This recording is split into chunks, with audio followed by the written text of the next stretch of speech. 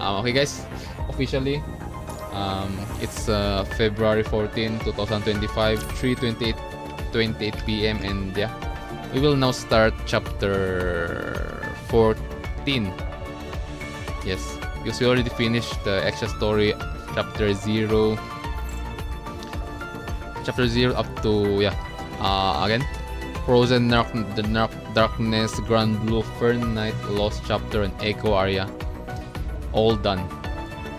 And for those who are waiting for me to do interlude, we will do this once we reach, like, let's say around chapter 20 on the main story or a chat. So yeah, let's go.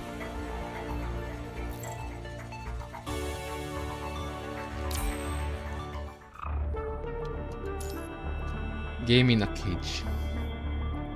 Wait, what's the previous one again? What's the main? Chapter 13. Okay. Fifth Ascension is the one which is on the end of this part. We save Luna, and on the extra story chapter 4, the hidden part is we're on the mission and we nearly got killed right there, and Vanessa nearly do some bullshit to our daughter and stuff, and so yeah, I think that's all. Now finally, let's go. Imprisoned site. Game in a cage. Oh, Chrome. Oh, okay. We're using Chrome chat. Hold on. Just stuff. Okay, done. Let's go. Overcoming countless adversities and witnessing just as many lay down their lives, the intrepid heroes continue to search for hope on this most harrowing journey. Most people did not know that this journey would be unworthy of adulation. From the moment they set forth, they were doomed to a life entangled in shadows. Reading this file enshrouded with deceit, the names of these heroes remain unknown. Perhaps we only survived because we knew nothing. Okay. Lucia swipes her bottle log, lost in thought. Excuse me. Stopping at a location of Earth surrounded by ruins. In a wall of ruins, she sees a mysterious piece of synthetic paper containing this excerpt from an unknown novel. This most harrowing journey. After completing their underground mission at City 75 and installing the bit domain nodes. Okay, so this is after extra story chapter 0. I mean the earliest part. And after we saved Selena. Again chat, because I don't know if I said it way back on previous stream that I thought we freaking killed Selena right there. That's why the commandant is so stressed, right? You know, because bro is easily he's so easily to get angry. That's why I said that. That's why I said on that part that I think commander is just like regretting not saving Selena and stuff. And at the end of it, on the cutscene chat, we saw her. She opened her eyes. She walked. It means, and she have full whole of her body. So I have this word conclusion theory right now, because I still haven't understand her like story and stuff. It's that here on main story, right? It's that either one, she took control of the punishing virus. It means she is a transcendent or ascendant. One more thing here, chat, because again we have the word when we are there's this word when we're doing chapter 12 but Chu, that she is ascendant at an outlier. Alright, she's not part of the Luna's group, and okay, it means either that she become an ascendant right there, or the virus healed her body and then just left. But I mean, there's no way it's a virus, bro. For virus spree is the construct and anything that they can see. Okay, guys, let's continue. After completing their underground, okay, installing the pit domain nodes, Grey Raven have already returned to Babylonia for several days now. However, Lucia remains in the preparation room reviewing and training material from the battle log database, only because their new mission had ordered them to remain here on standby.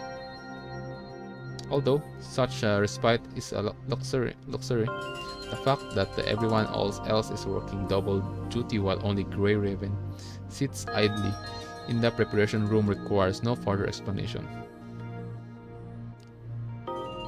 Seems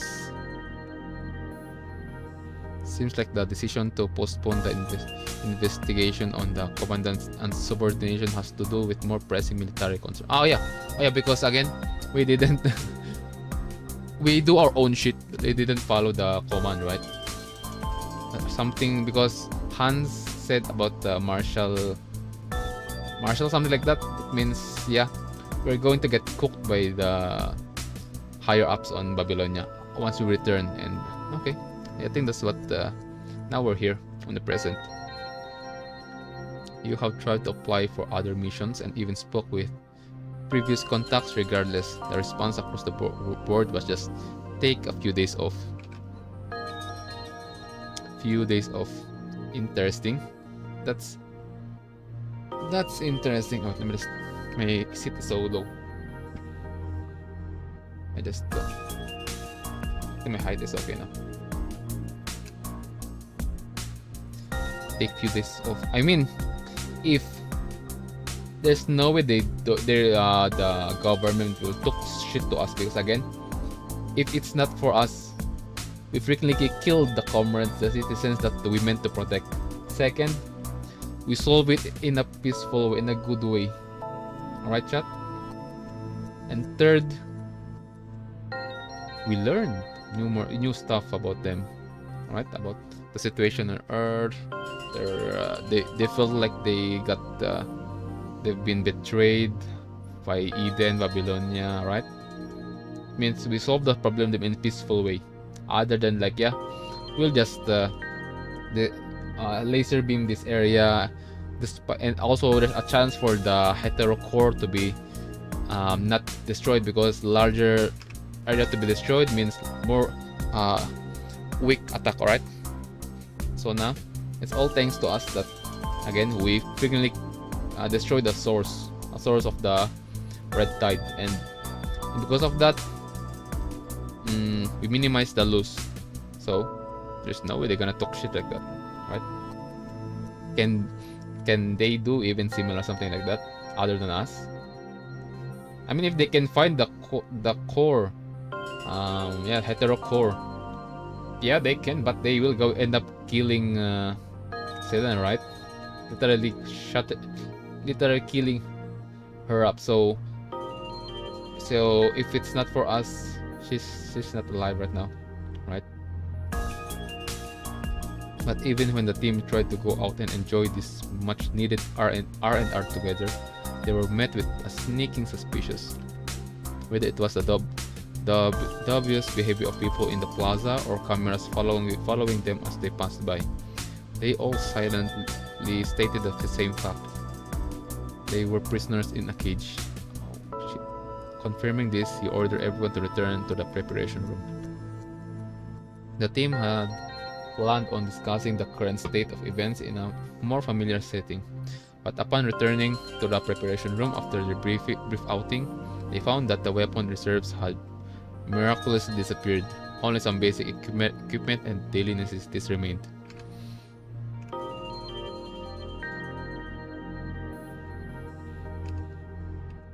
The heck? Just as you go to ask the staff about the situation in the preparation room, you are escorted away and have yet to return. It's been almost 2 whole days now. Lucia looks at the clock and the bottom of the terminal, frowning slightly. We need to monitor memory replays caused by the corrupted mind beacon. This is what one of the unfamiliar personnel had said to her as they escorted you away. Lucia wants to accompany you, or at least keep an eye from a distance, but the personnel comes prepared. As soon as she opens her mouth, one of them suddenly drops a large stack of inspection reports and work certificates in front of her, the contents of which contain a series of stringent terms and warnings.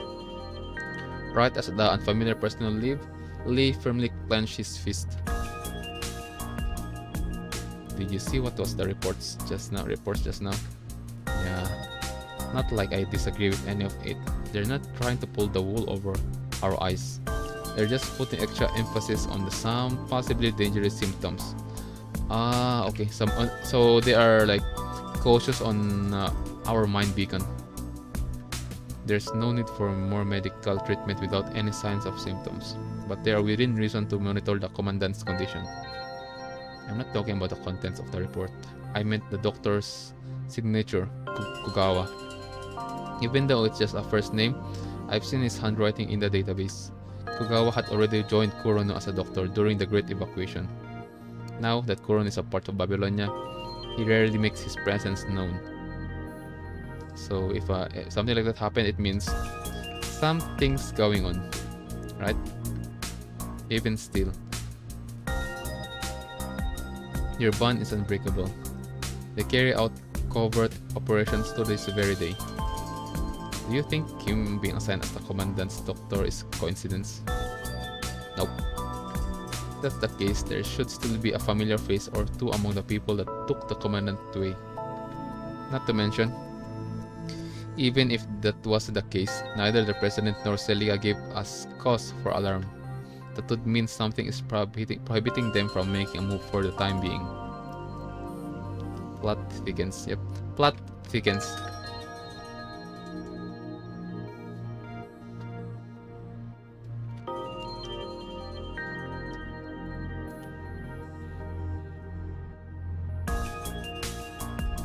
Sleep is starting to proc. Lucia glances around the now slightly more spacious room, suppressing her worries deep within her heart. She returns her gaze to the yellow synthetic paper on the hollow screen. We only survived because we knew nothing. As she reads the passage silently, images from her battle with Alpha fill her mind. That was when you chose to trust her. That was when she saw fragments of Alpha's memory as their minds merged. That was when she finally saw her suppressed memories and the truth. The truth? She may have unlocked the deepest recesses of her memory, but that doesn't mean that she has been looking at the whole picture, okay? Who has not experienced something like this? Even if you remember the entire conversation you had with someone, you have no way to peer into their heart to understand the true meaning behind their words. Even if you fully restore the many paintings of your memories, you have no way of knowing what lies beneath the thick layers of paint.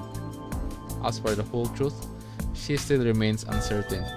However, based on what Alpha said, whether it's Loon or me, being chosen by the Ascension Network was just the starting point. Starting point. The beginning. That's the beginning. There's more shit's going to happen later. Quite, because again, we haven't seen Luna. It's been a while. We still haven't met her, you know? After chapter 13, she didn't appear after that, alright? Quietly muttering to herself, she meticulously recalls the memory fragments that Alpha had left in her mind, and attempts to place the puzzle pieces into her memory. I mean, we met her on the extra story, but here in the main, right now, 13 is the last one. Ever since I became a construct, I thought Luna was dead. She opens the notepad on the screen and organizes her thoughts, while jotting down a few keywords. I only recently found out that Luna is still alive. Seeing that Alpha stands at her side as an ascendant, Lucia writes on her notes, Alpha was likely discovered by Luna when she was suffering from severe punishing corruption. That's when she became an ascendant. I mean, that's the only way. And even if Lucia will say no. I'm not going to become ascendant. Luna will. I mean, if Alpha said that I will decline, Luna will be nope. Become ascendant. I want you to be with me. Something like that. Okay. Based on my understanding of me, the choice to become an ascendant is not made out of seeking vengeance or power. Yep. Because again, that's how Tifa failed. Seeking for power. Alright? Longing for someone. They failed. Even for that specific construct on extra I think it's a hidden story. Wait, no. Oh no, yeah, it's on an extra story. That there's this construct who like survived, and that construct survived the filtering, and then when he's about to the last one, that agent, like, because agent is the one who will like make them become ascendant, bro just died right there. Because again he said that yeah, I will get this power to take revenge. So vengeance. Right? So it's a no. Was it because she couldn't return to Babylonia, or was it because she saw Luna again?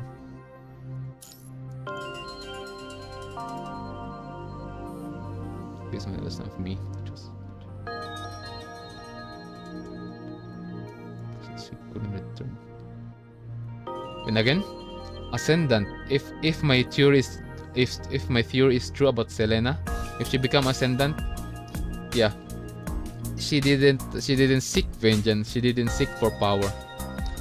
She only want to like probably see the sun, the whale, the sea, the earth from the books from the hologram that she saw when she is still a human, right? So it's only like wanting something. So it's not even, you don't even need to take it like I need it so that I can get more power or something like that. No, the requirement is not that kind of stuff like taking revenge. No, maybe it's because of desire that triggered it. That it's the desire that triggered the for them being ascendant. Okay, maybe it's just a theory, alright? So no need to take it seriously. There are other possibilities, of course, but nothing substantial enough to steer me down that path. I'm sure the me back then must have believed that becoming an ascendant would lead to a better tomorrow. After all, if she was suffering from such severe punishing corruption, her only option were to become an ascendant or join the horde of corrupted. That must be it. Her choice must have been made on the basis of numerous factors pushing her down to the opposite path. If she is calling this the starting point, what's next? Imagine if Lucia become ascendant, bro. I know it's kinda painful. I mean, she can become an ascendant, but not on the same path as Luna, right? She can, if in the future, she can become ascendant, but please don't ever like point your sword at us, okay? She searches the information from the memory fragments in her mind and recalls Alpha's voice as she calls out to her comrades. Moral soon, yeah, from Alpha. It's the previous Grey Raven. She tried looking for them before she regained her memories. Due to an uneasy feeling, she has attempted to trace the whereabouts of her 3 comrades, only to discover that their names had been registered among lists of martyrs with the chilling description of perish in the fight against the corrupted. And that was it. The trail went cold before it even began. While Lucia is deep in thought, a stern expression covers Liv's face as she suddenly strokes a lock of hair in the right side of Lucia's head with her fingertips. After seeing this peculiar gesture, Lucia quietly moves the screen to cover her notes with the battle records. Lee has his head down, so as if concentrating on the thing in his hand, but his gaze is firmly fixed on the doorway. The guards have changed 17 times since this morning. Whether or not this is due to precautions made by the trio, the guards have yet to enter. Shortly after you left yesterday, they received an anonymous encrypted message on Lee's terminal. Speak carefully, act cautiously. Refrain from doing anything for now. Wait until daylight to inspect the room. This is President Hassan. Yep. Hold on, guys. Let me just use my lip balm.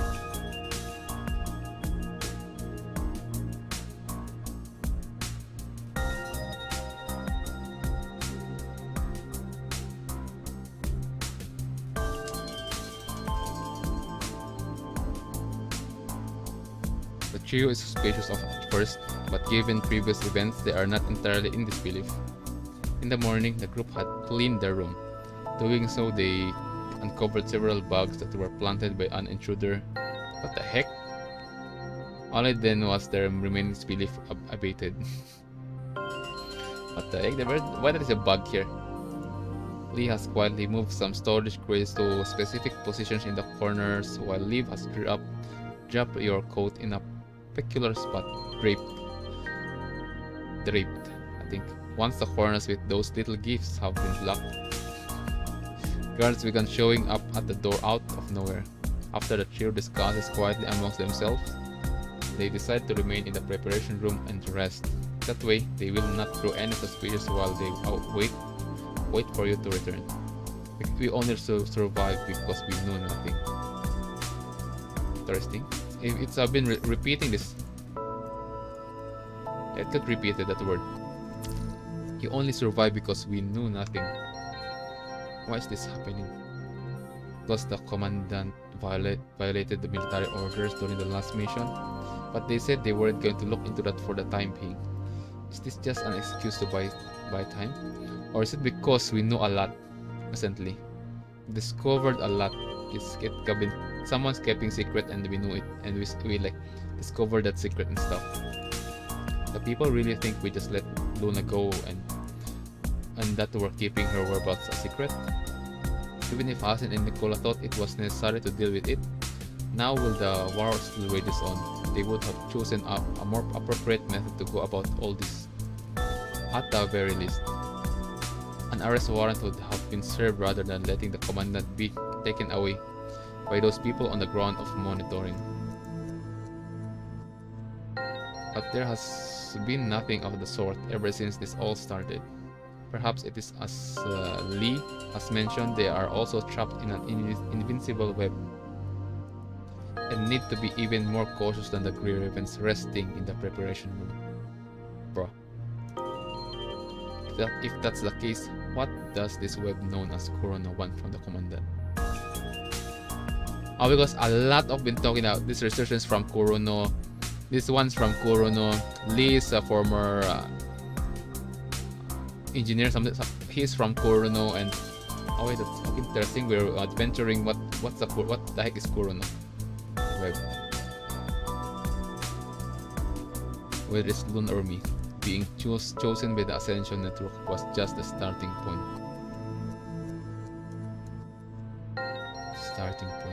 Are we now forced to stand here at this new beginning too? Alpha. Suddenly, a familiar voice in the corridor greets the unknown inspector standing outside the door. However, the door between them makes it hard to discern who the voice belongs to. Morai? Oh, okay, interesting. Lucia turns her head to look at Lee.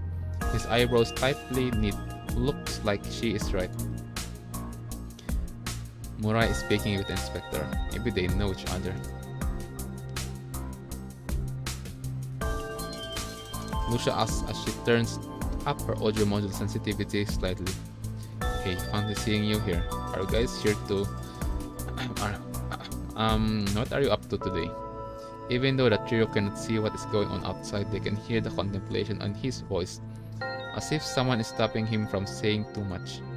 Sounds like the person standing outside is just someone following orders.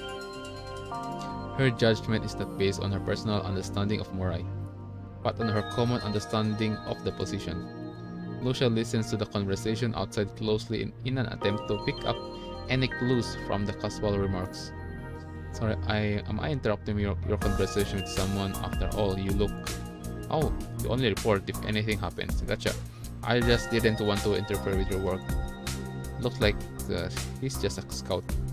The other party lowers his voice and says something to Morai that even her sensitive audio module cannot pick up. That's how cautious they are. Okay. Perhaps he only mouthed a response or made a good gesture.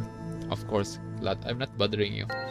You guys have been working late the last 2 days. When are you off? The man outside the door responds quietly, on which Morai gives a genial and polite laugh. So you're not off until you got results? Well, keep up the work. Hard work. Results? Are they not on a surveillance mission? Are they looking for something? Alright, I'll stop prodding you about your mission. We wanna get some afternoon tea? Your favorite cafe is back open. Favorite cafe? That must mean he's speaking to a human. Alright, is Kugawa off today? Wanna invite him? Interesting. Again, Kugawa is a mysterious one, right? Interesting, he is just inviting Kugawa. A stern look washes over the faces of the trio standing in the preparation room. A Kurono henchman following orders is pacing outside the Grey Raven preparation room, searching for some sort of results. The trio speculated that the current situation may have been due to violating military orders during the last mission, suspicious over a private link with Luna, yep, or even because of serious symptoms from Mind Beacon corruption. But based on the current information, this appears to be the worst case scenario. Seems like a plot that have been in the works for quite some time is finally coming to fruition. Just like that, Morai was able to convey this fragmented information to the trio unconspicuously through just the right volume and chit-chat. And with that, Morai laughs with the guard as they both walk away. Once no more movement can be detected from the outside, Leaf takes her hand off the desktop. Receiving the signal, the other two begin to relax a little. Up until this point, Lucia never thought she would need to use such a tactic in the Grey Raven's preparation room. She shakes her head gently and looks back at the screen. She presses her hand on the side of the screen, opening up a hidden data file on the terminal. These were the records and data she quickly searched when she began to feel a disturbance in her memory. However, at the time, she could only access the external data due to the file encrypted. After recovering her memory and returning to Babylonia, Lucia asked Lee in confidence to copy the data into her terminal and decrypt it. Under heavy surveillance, Lee had hastily decrypted a portion of the file. Once decrypted, Lucia had obtained a casualty report. However, aside from the list of casualties for that week being several times longer than normal, including Morol and Sun, nothing appeared out the ordinary. Lucia searches the newly recovered memories on her MIND. She cross-checks the names of soldiers and comrades in her memory with the names on the list. All of the names that she can recall appear on the list, each marked with their chilling cause of death. However, aside from those familiar names, she sees several names she does not recognize at the same time of death. Those are the names including 5 commandants. 5 commandants. Okay, it's raining. I can hear the raindrop now. Okay, very good. I do love streaming using my computer if it's raining, you know. There's squads and downs and research. Interesting. Not only Revenge, but 5 other commandants on their squad as well. Wait, why are all the researchers marked with a lab accident from the Project Winter as their cause of death? Project Winter. Interesting. Take notes, guys. Project Winter. Alpha saying this only the beginning. And third is, yeah, it's been 2 days no orders from the higher ups. And again, commandant is not here, right? Project Winter. Lucia looks at the undisclosed Project Winter, then meticulously reads through true data on each of the researchers. Most of the researchers were transferred from Kurono, but a select few are listed as confidential. As Lucia continues to read through the file, she discovers that 2 of the researchers had died more recently than the others. This casualty report is still being updated. Why would they be recorded along with those that died a long time ago? Again, yeah, that's like what Lee just said. The plot thickens. The plot thickens, right, chat? Lucia begins to connect the dots on her heart. She looks back at the Project Winter. What even is this Project Winter? Yeah? Project? I don't even know. She cannot figure out anything purely based on the names alone. Perhaps that is the point. Thinking for some time to no avail. She looks back at the two researchers on the roster. She notices that they work on the Science Council up until their death. So they are same group as Asimov. Their names were Anne and Rand. Anne and Rand. Did we know this name? Asimov? No, they didn't. Nobody of them said that name, Anne and Rand. If they were members of the Science Council, maybe Asimov knows a thing or two. Yep. She wants to ask him about it, but then remembers the message they received. Speak carefully. Act cautiously. Lucia looks up to see Lee reading the terminal as he assembles a tiny robot.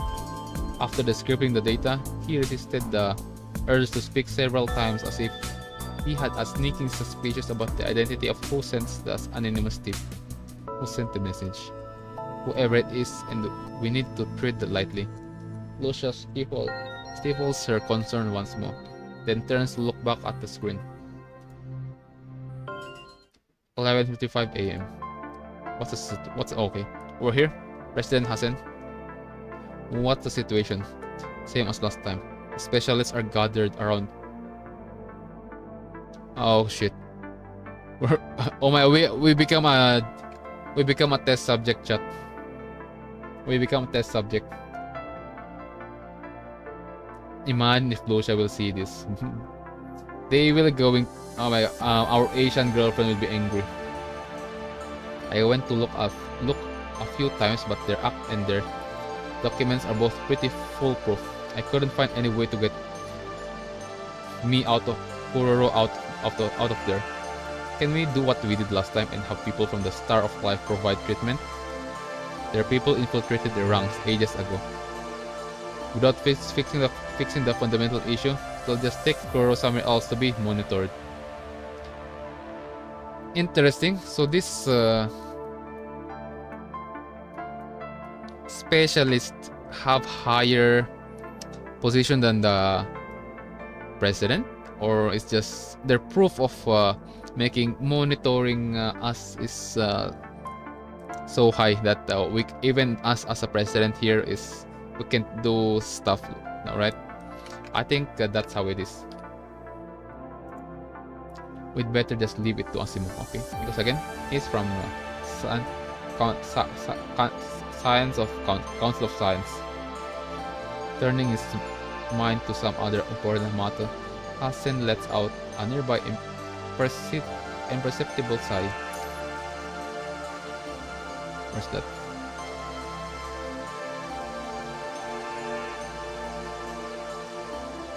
Council, right? Council of where's that?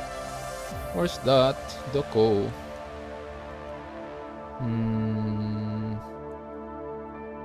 Anyways, ever since this mess has started, the other projects has been put on hold.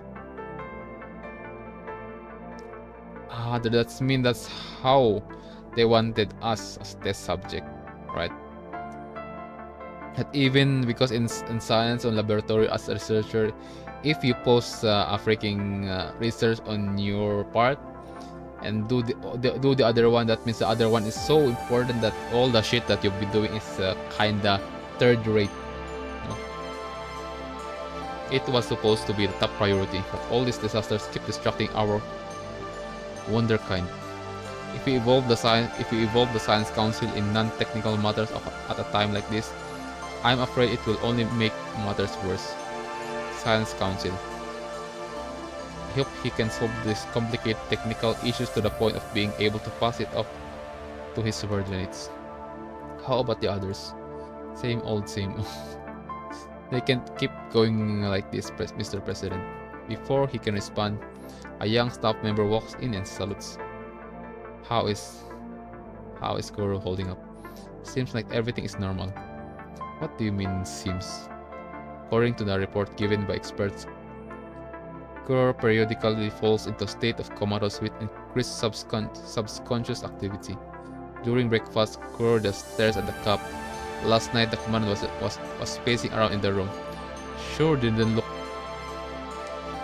Are you bullshitting right now?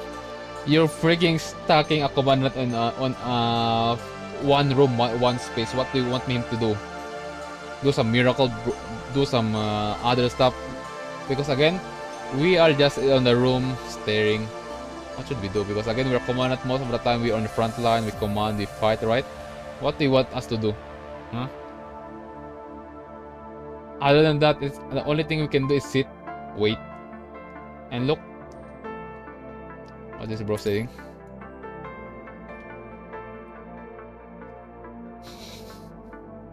I mean, this is because of our mind beacon being corrupted, right? About this one, about this part also, Jukor just stares at the cup. What other entertainment can we do? I think they didn't give us any entertainment, right? So, we will look for like pastime stuff, right? Command was pacing around in the room, where no one to talk to us. Sure, this didn't look normal at least. Yep, stupid. Even normal people would do this sort of thing if they had no way to keep themselves entertained, see or sleep. Common sense, see? Even President Hassan knew, alright? That's why. Okay, chat. You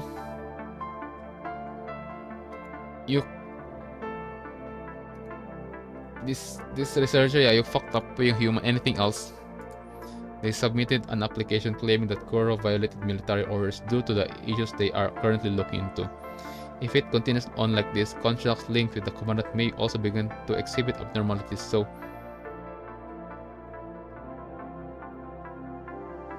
I thought we're seeing result here. They only like, oh shit, staff member, I don't know, you're higher up.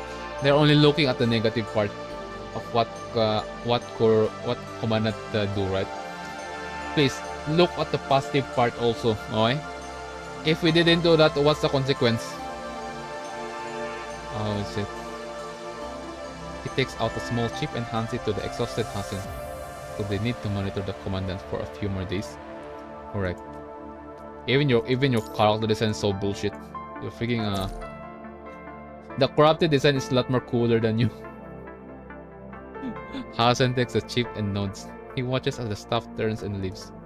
Mr. President, I was worried this was going to happen.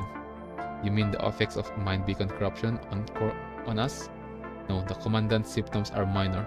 They didn't worsen during the ground operations either, which is a far cry for when the commandants were corrupted in the past.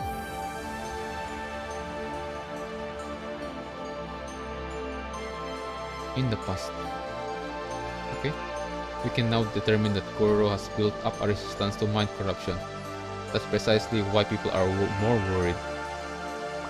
Cautious. They fear that I think, guys, they fear that commandant may use the ascendant as a soldier, as a construct to freakingly bite their asses later on, you know? Bite these researchers' asses, you know? That's why. See, chat? This is why it's crazy. It's again, the beginning of corrupted punishing virus is all it started because of our humanity's experiment. For good use. And because of an accident, it fucked up, become corrupted, become ascendant, and now we're gaining resistant to the. We have the vaccine. Crazy. Yeah, we have the vaccine, chat. Also, they fear that maybe Monopoly they were gonna lose more asset and stuff, or maybe the war will end pretty much soon, and they still have some research and bullshit that needed to be done. Anyways, just a human stuff related stuff happening right here. We have haven't found out who leaked the commandant's mission report, but now they know that Waksu detected the commandant's potential ability to link with the Ascendancy. Fear. They fear that we might end up using Ascendant to destroy them, you know? Something like that. That's why. Oh shit. They're only thinking on the negative side of us potential linking to Ascendants. I wasn't expecting Maxo to find a backdoor the first time I let Grey Raven use the Spear of FOS. This is worse than I thought. Hassen holds the chip in his hand, lost in thought as he looks out into the vast cosmos. All this monitoring is just false pretense. The commandant's resistance to mind corruption is just their window of opportunity for, again, research. What's the greatest asset for research of a scientist? Research, right? Monopoly. So when they monopolize something to commandant for their own gain. My lips is cracking now. The corner of my lips cracking. But there's still no blood though. How long can those sharks wait on the depths when they smell blood in the water?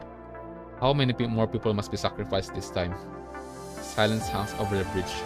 Delica opens her mouth in preparation to speak, but she finds herself unable to master a response. Even after possessing the reports for everything that had happened, she only had a rough idea of what was unfolding. Nicola once told me that the squads with a close knit bond would end up like Suzaku. He didn't outright say it, but I could tell by the look on his eyes that he was worried that the squad would go rogue.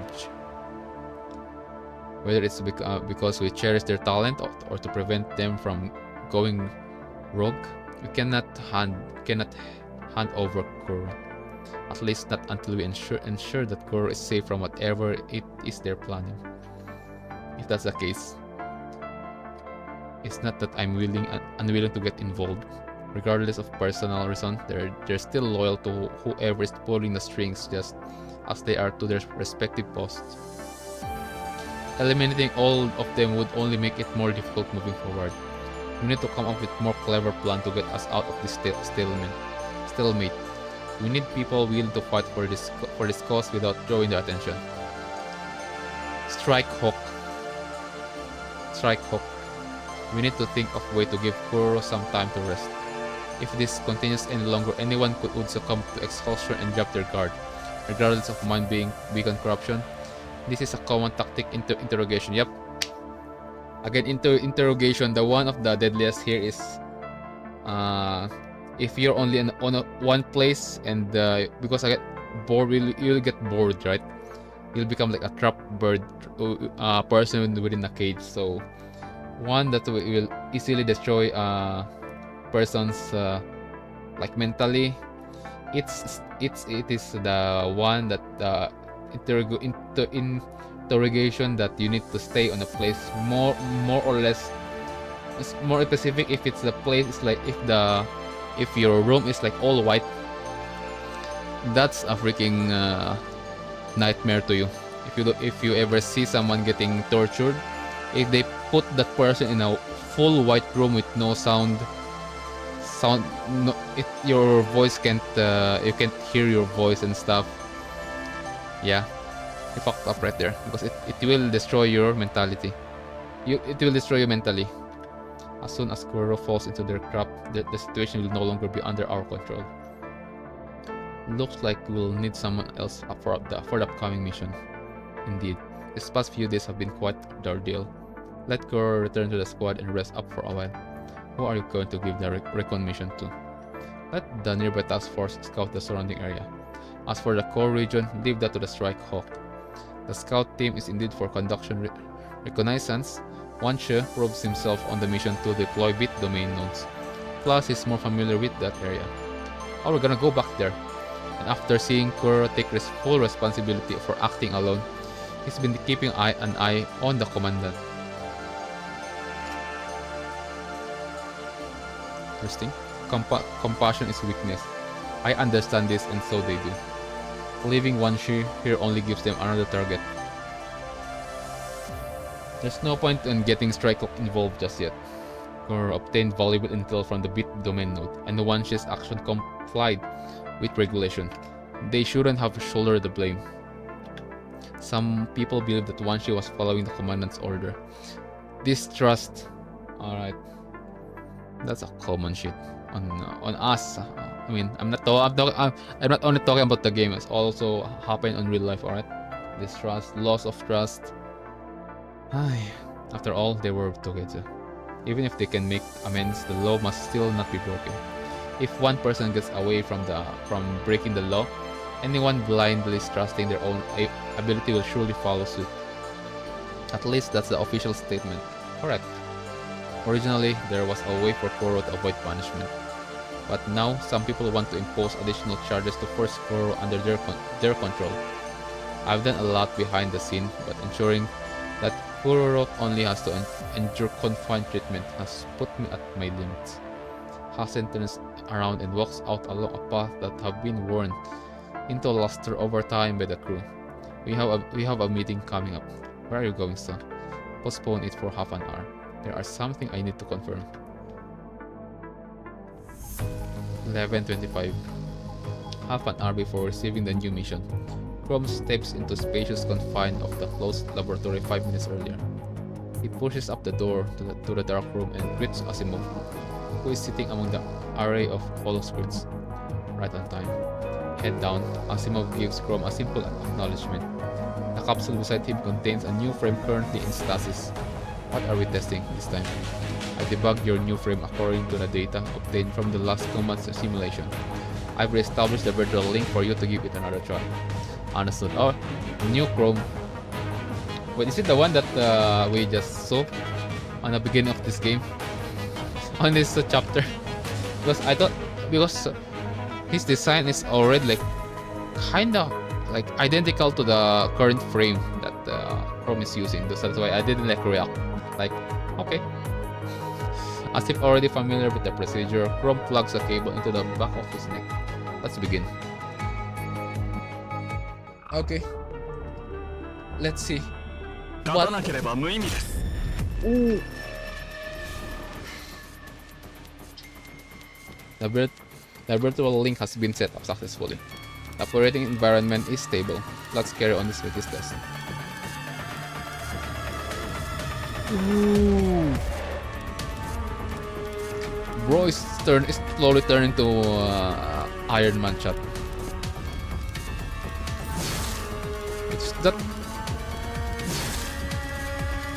interesting.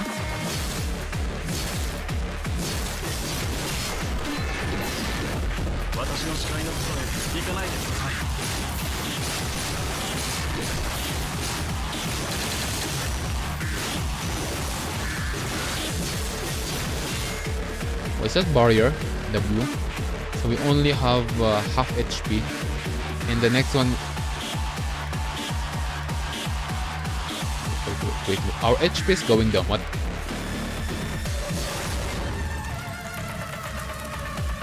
Okay. Interesting. That's interesting. Regular battle testing complete. Now conducting overload testing. A lot of signal orbs. Your stripping cost shield what makes the damage dealt by enemy invalidated while you cast skill. Stripping.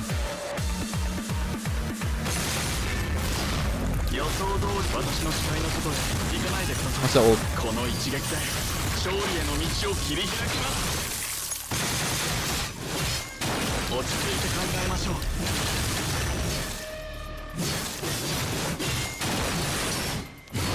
Ooh, is it pistol? Hold on. It's a pistol. First, second, third. First, second, third, fourth. Ooh. Bro have the... Even look like a sniper. A railgun. Lamaw. But using it like... But Chrome is using it like a melee.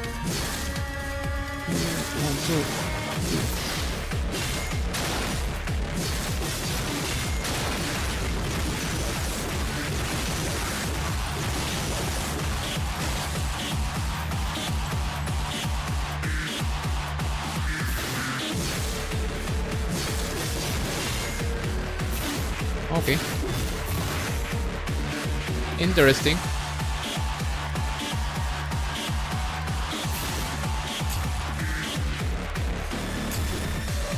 Next step of the test. Press and hold attack button to enter Frost Spirit mode. All shields will be consumed, but all attacks can invalidate the damage dealt by the enemies. Also, guys, the reason why I tried the long press, because every time I see the you know, the one on my bottom, below, like the one thing here, I don't know what's called, but yeah, every time you see that on the character that I tried, for example, my favorite character that I use is Bridget, right? Every time I use that, there's either one thing, either long press or the ult, something like that, right? And even in one shot, because the long press one, it frequently do some. And the long, because I can also on previous Chrome's frame, when you do long press, you will get you're frequently pushing the enemy, something like that. So yeah, I just imitating it. Alright.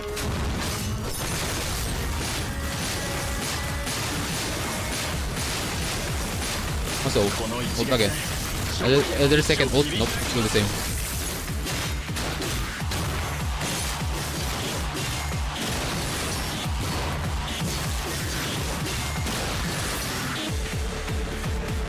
Interesting. Important difficult enemy data. This will be the last step of the test.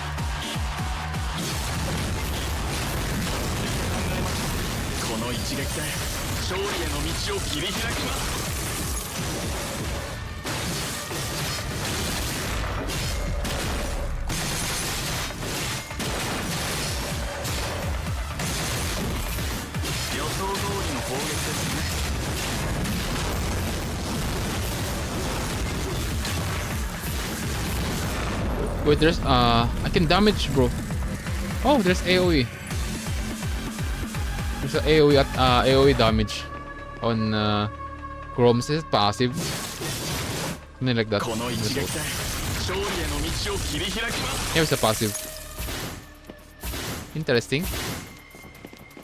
Crowd control. Hold on, you can disconnect the test system from the data gate. If you want more exercise, you can call update. Alright. Train a bit more.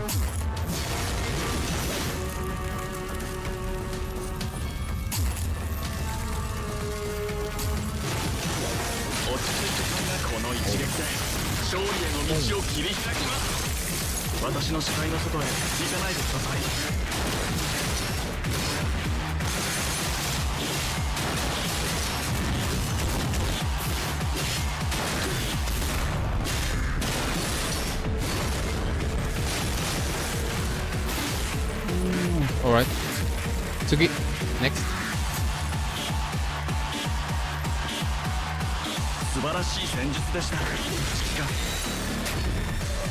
Sheesh, bro so handsome. He is so handsome. Next. Now it's a long one. 324. 16, 15, 18. So 8. Interesting. Conceal. Where did you get the ascendant data? Chrome opened his eyes to see the familiar Darkroom and Asimov's solemn face. You've been working hard, Asimov. How is the test data? You've reached a high enough degree of synchronization and proficiency to pass the test. But the core issue isn't having been addressed. Okay. Asimov clenched his fist and closed his eyes. Chrome has never seen such an expression on this seemingly infallible scientific genius. Is there anything I can do to help? Asimov grabs the mug on the table, swallows a mouthful of cold coffee, and shakes his head in a trance. This frame uses technology similar to that of Lucia Plum. Oh, okay. So its combat ability is already kinda bit similar to Plum. Alright. Plum. I know. Before signing the agreement and applying to participate in the experiment, he fully understood the principles and risks of the project. His memory? But Asimov's expression does not stem from the achievements of his research, but rather the cost. Lucia was reborn as a Plum after sustaining life-threatening injuries during the Battle of Kowloon. Asimov had explained that she lost her memory during the flood process. Despite having a backup of her memory, reintegrating would have only caused a sense of alienation. And because we will have the memory, but it's only a memory. It's like you're just seeing a video, not your own experience. Plum has not had any issues since then, and Lucia's memory still remains intact. Recently, she seems to have completely regained familiarity toward her memories and has gradually overcome the impact of the transfer process. Guys, how is my mic though? Because it's so raining hard. Like crazy. Yeah. So yeah, it rains so hard right now. How is my voice? Mic test, mic 1, 2, 3, mic test. Okay, never mind. Can you still guys hear my voice though? The original agreement stated that there might be similar risks, but the main purpose of the experiment was to resolve the negative effects of frame transferal. Are you referring to the risks mentioned in the plan? No, the plan only mentioned the hypothesis we made at the beginning of the experiment. But as this experiment continues, I've discovered that the technology still had a lot of issues that remain unsolved. To give you a simple idea, imagine filling a bottle with rocks, then casting it out at sea. Even though your mind, aka the bottle, is stable and able to retain all these rocks, when uploaded into the frame, it will be inoperable, much like how the bottle would sink to the ocean floor. I see. Lucia was able to synchronize with the frame without any adjustment due to the additional data because the data is compatible with her. Okay, so the information about Alpha is confidential, I think, or the past Lucia. For just the frame itself, additional data. That's classified. I'm not at liberty to say much more. However, Asimov knows that specialized frames are special, not only because they are created on the basis of all the data accumulated by Grey Ribbon thus far, but also because they contain data from the Ascendant Alpha. See? Everyone's... Again, I think this is what makes us a researcher on the Science Council. Again, they are using information from an Ascendant. Second, we survive. We have a mind beacon. We have the potential of commanding an Ascendant, right? And that's what makes crazy. Because again, probably if that stuff doesn't still exist, their only target is the construct. Now they have a new research test subject. When Lucia earnestly returned to the battlefield, she failed to ask the question that was deliberately hidden. Where did you get this Ascendant data?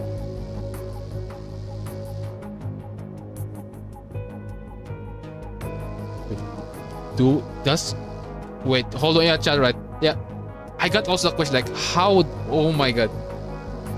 How the heck did Asimov, all of us got the Ascendant data? Despite both of sides being enemy, right?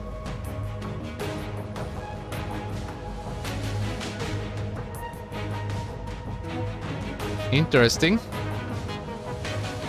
The answer was out of hope to put an end to this calamity, but was also to give rise to human strife.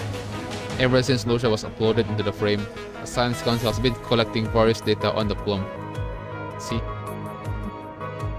The main research data provider is the Plum, the one that they made via Ascendant's data. Now, again, Commandant can our mind beacon is corrupted. Second is we can command. We can access the MIND of Ascendant. That's why next subject is us. Next target, the main target now. We've made numerous adjustments which allow you to safely establish a virtual link. How do you like Chrome? It's very good. The new frame, his new frame, I don't know what it's called, but yeah, there's this new Chrome that we just tried. Because again the frame is similar. The data, the stuff that made that frame is similar to Plum, Lucia Plum frame. So, and they use Ascendant's data, and then again, that makes me get the question like, guys, how the heck did Babylonia get the information of Ascendant, despite both sides clashing each other, right? Like how? And it's only the existence of us. That's the only time that we've been fighting the Ascendants, right? All the previous one, all of those who fought the Ascendants, they died right there. They didn't like survive to give the any like informations to Babylonian stuff. They just died. The only survivors up until now is Grey Raven, and all. Other than that, we become a freaking test subject because again, first our mind beacon is corrupted. Second is we have the Onhuaxo's word. She said that we can literally command enter a mind beacon of an Ascendant, which is a test subject of Science Council. So that's got me the question like, how the heck did we? By the way, how did we get the information of Ascendants, data of Ascendants? And more or less, it's Alpha, right? On how we know everyone who fought Alpha is dead. They are cooked and stuff. That's why, okay. Interesting. Well, let's continue. Right, Uncle Zodiac, you should be sleeping already, right? You have work. You have work, Uncle Zodiac. It's already like past night. Oh, hold on, let me just check.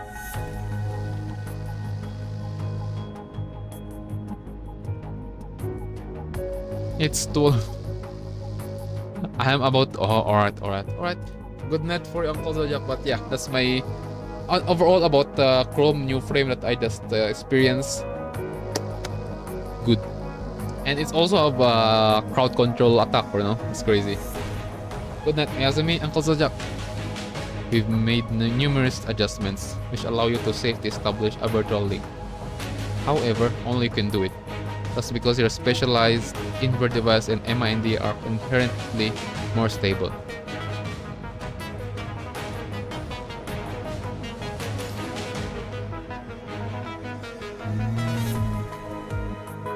I see. That's why I invited you to participate in this program. What risks are we most likely to face now? Your mind is likely to experience any number of serious cognitive side effects. Common symptoms aside, you may experience MIND deviation, much like how the bottle would sink in the bottom of the ocean. If it were to continue any further, you may experience MIND corruption. Oh shit. Again, the data used here is an Ascendant, right?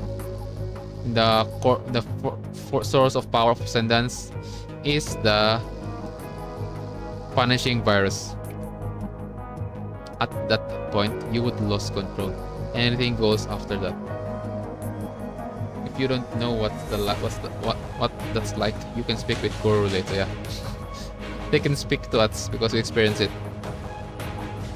It's fine. I've read about it in the reference materials. There's no sense in bothering the Grey Raven commander. However, since your specialized invert devices allowed you to serve as the commandant of Strike Hawk, you're not the only one at risk. And everyone. This again, Mind Beacon is connections of between commandant and the construct, the Omniframes. So if the source Mind Beacon is corrupted, it will have a continuous side effect because again the tree, let's say the tree is the commandant, and the root is the commandant, in the tree the leaves, the life is the construct, the Omniframes. Once the roots get affected, it will have a continuous side effect up until everyone's have become infected by corrupted, right? By virus. If your MIND experience any deviation or corruption, any squad members linked with you will also be affected. Until we resolve whatever is making your MIND susceptible to corruption, I can let you use this frame. Chrome glances back at Asimov, which is looking at the large stack of files, ruminating about how to improve the frame. I'm not scientist, but I think if the core problem is data compatibility with MIND, or as you put it, rock sinking the battle, would it be possible to attach additional equipment to isolate it in parallel with the battle? Interesting. Asimov thinks for a moment, then stand up as if say Eureka, then walks to the side of the lab and begins to look of something on the terminals. Rosetta. Oh yeah, because again, chat, Rosetta is the one who survived being literally corrupted. She's already corrupted right there on the extra story chapter 1. She's already corrupted right there, chat. Again, she's a mindless. She's already a zombie right there, and then after few fight, she regained. So again, she become a corrupted, and she regained herself after onwards. That's why she's the first without becoming an ascendant, right? Yeah, in the second one, it's and my theory about Selena, she still have her mind, she still have her consciousness, so I think I'll not add her on the list. But yeah, the very first one is Rosetta. She's already a zombie right there, and after being zombie, after a few part like story, because of her being a hybrid, becoming a hybrid, because she retained her sanity without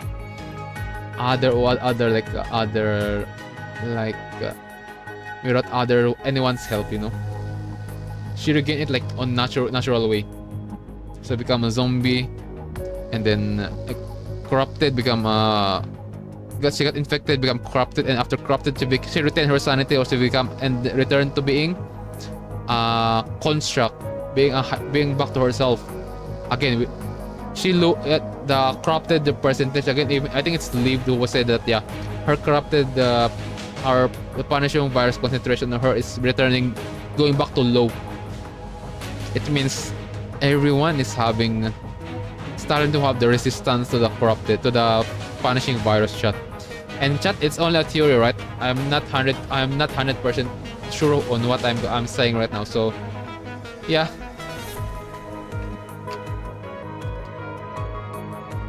So okay, let's continue. The research data from her transfer between the centaur and humanoid frame. Okay.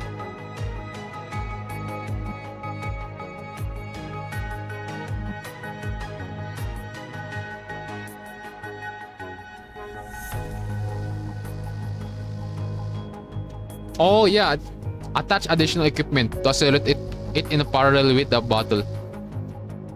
And also, because the time she is on. Never mind. So yeah, maybe again it's a hybrid construct. She can become the centaur and her humanoid form. So I think it's a probably good time to like try that. What if good word for prom though. He is giving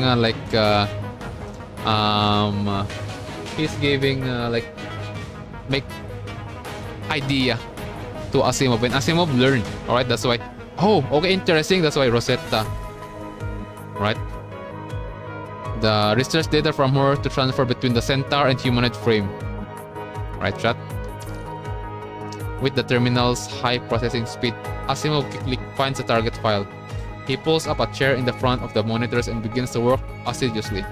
Seeing his bleak demeanor begin to recede, Chrome politely dismisses himself. I'll get going. Let me know if you need help calibrating the frame. Understood. He responds without lifting his head from his work. Up until Chrome closes the door, all he can hear is Asimov mumbling to himself from within the lab. Bro is just like me. I talk a lot when I talk to myself most of the time. Even when I'm on the BC chat, those who are with me on Discord server, when you notice when we are on the BC, I talk to myself most of the time. I'm almost at a breakthrough. Run. On. I won't let your sacrifice be invaded. It's a scientist on Lucia's memory. Okay, so they are. I think it's either it's Asimov's friends or fellow researcher, like close relative, like yeah, friends in researching on the lab. Interesting. Once the sound of the footstep outside the lab fades into the distance, Asimov opened an encrypted file in Plum containing alpha data sent to him early on by some people. Some people suspicious. Again, how the heck did these some people got the data on a freaking ascendant?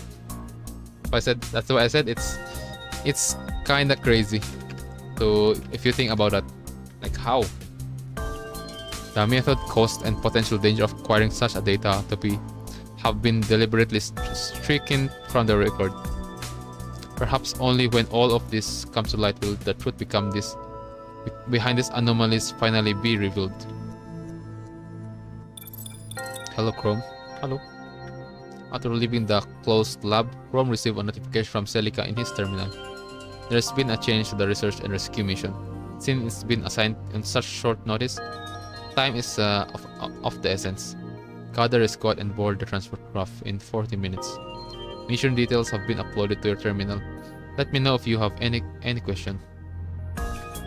Chrome opens the mission detail and quickly scans the intel. The new mission is to enter the Longinus blast zone to search for abnormalities. Oh, yeah, we're going back to Earth. Imagine if they gonna meet Selena. Imagine.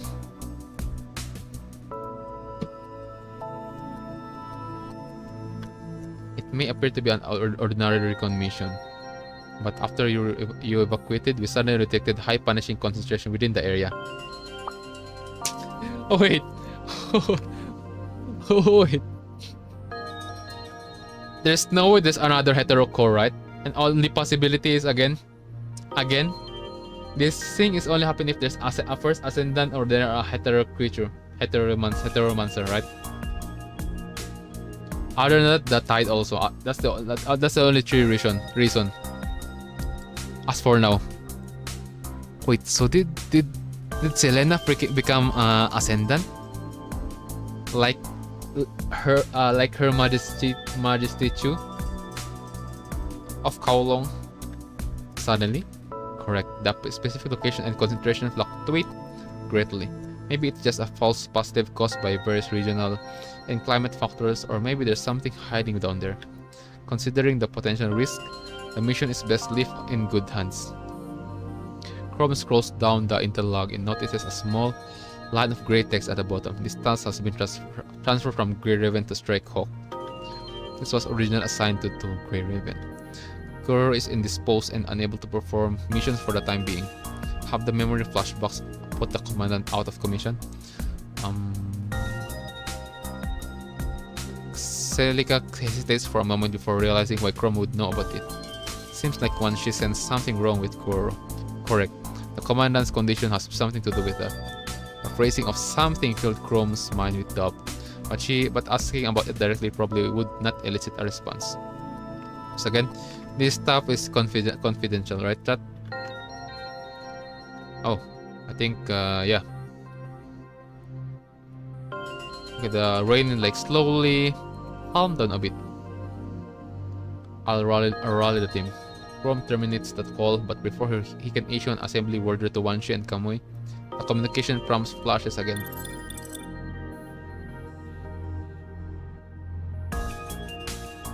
I received the test results. It's your cold father.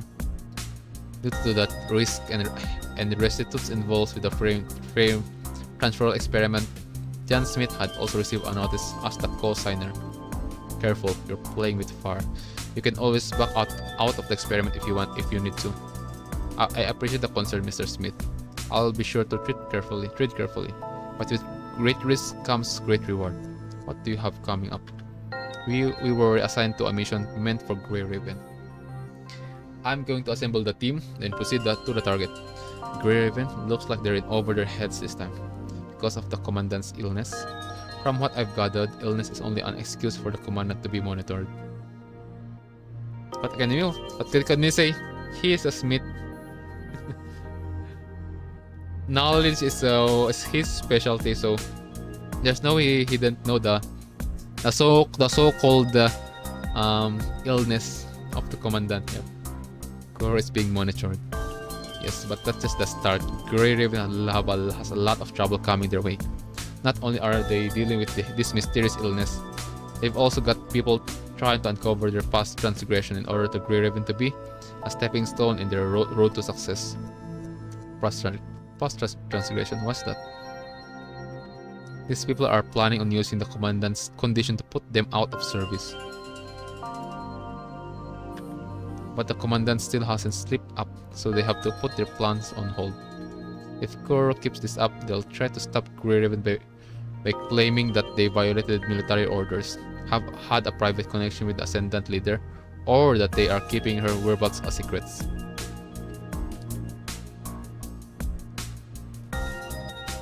They'll try to stop her. Claim that. Yep, this is just like a scapegoat.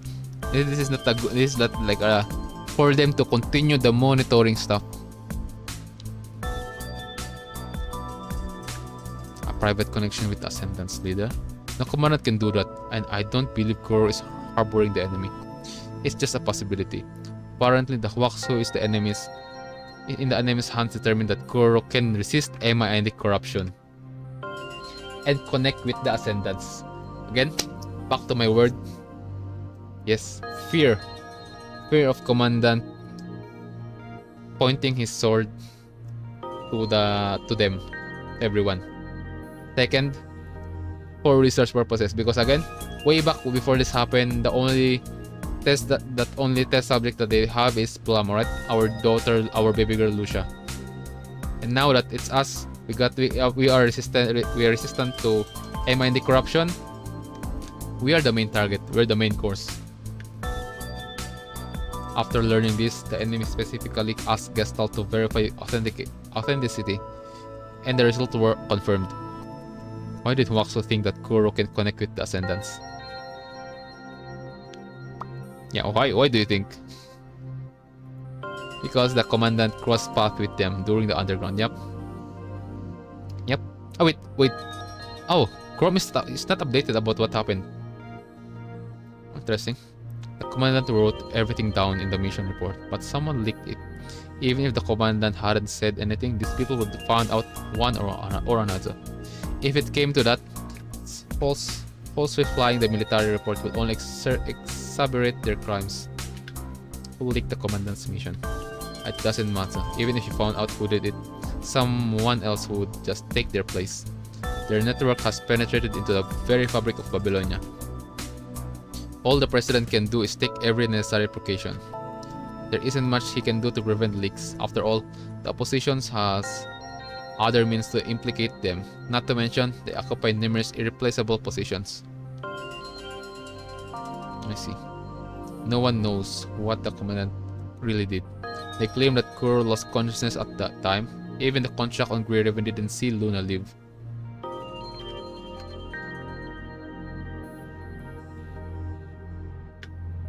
They're still collecting evidence, but based on the current trend, the opposition is deliberately trying to forge evidence to achieve their goals.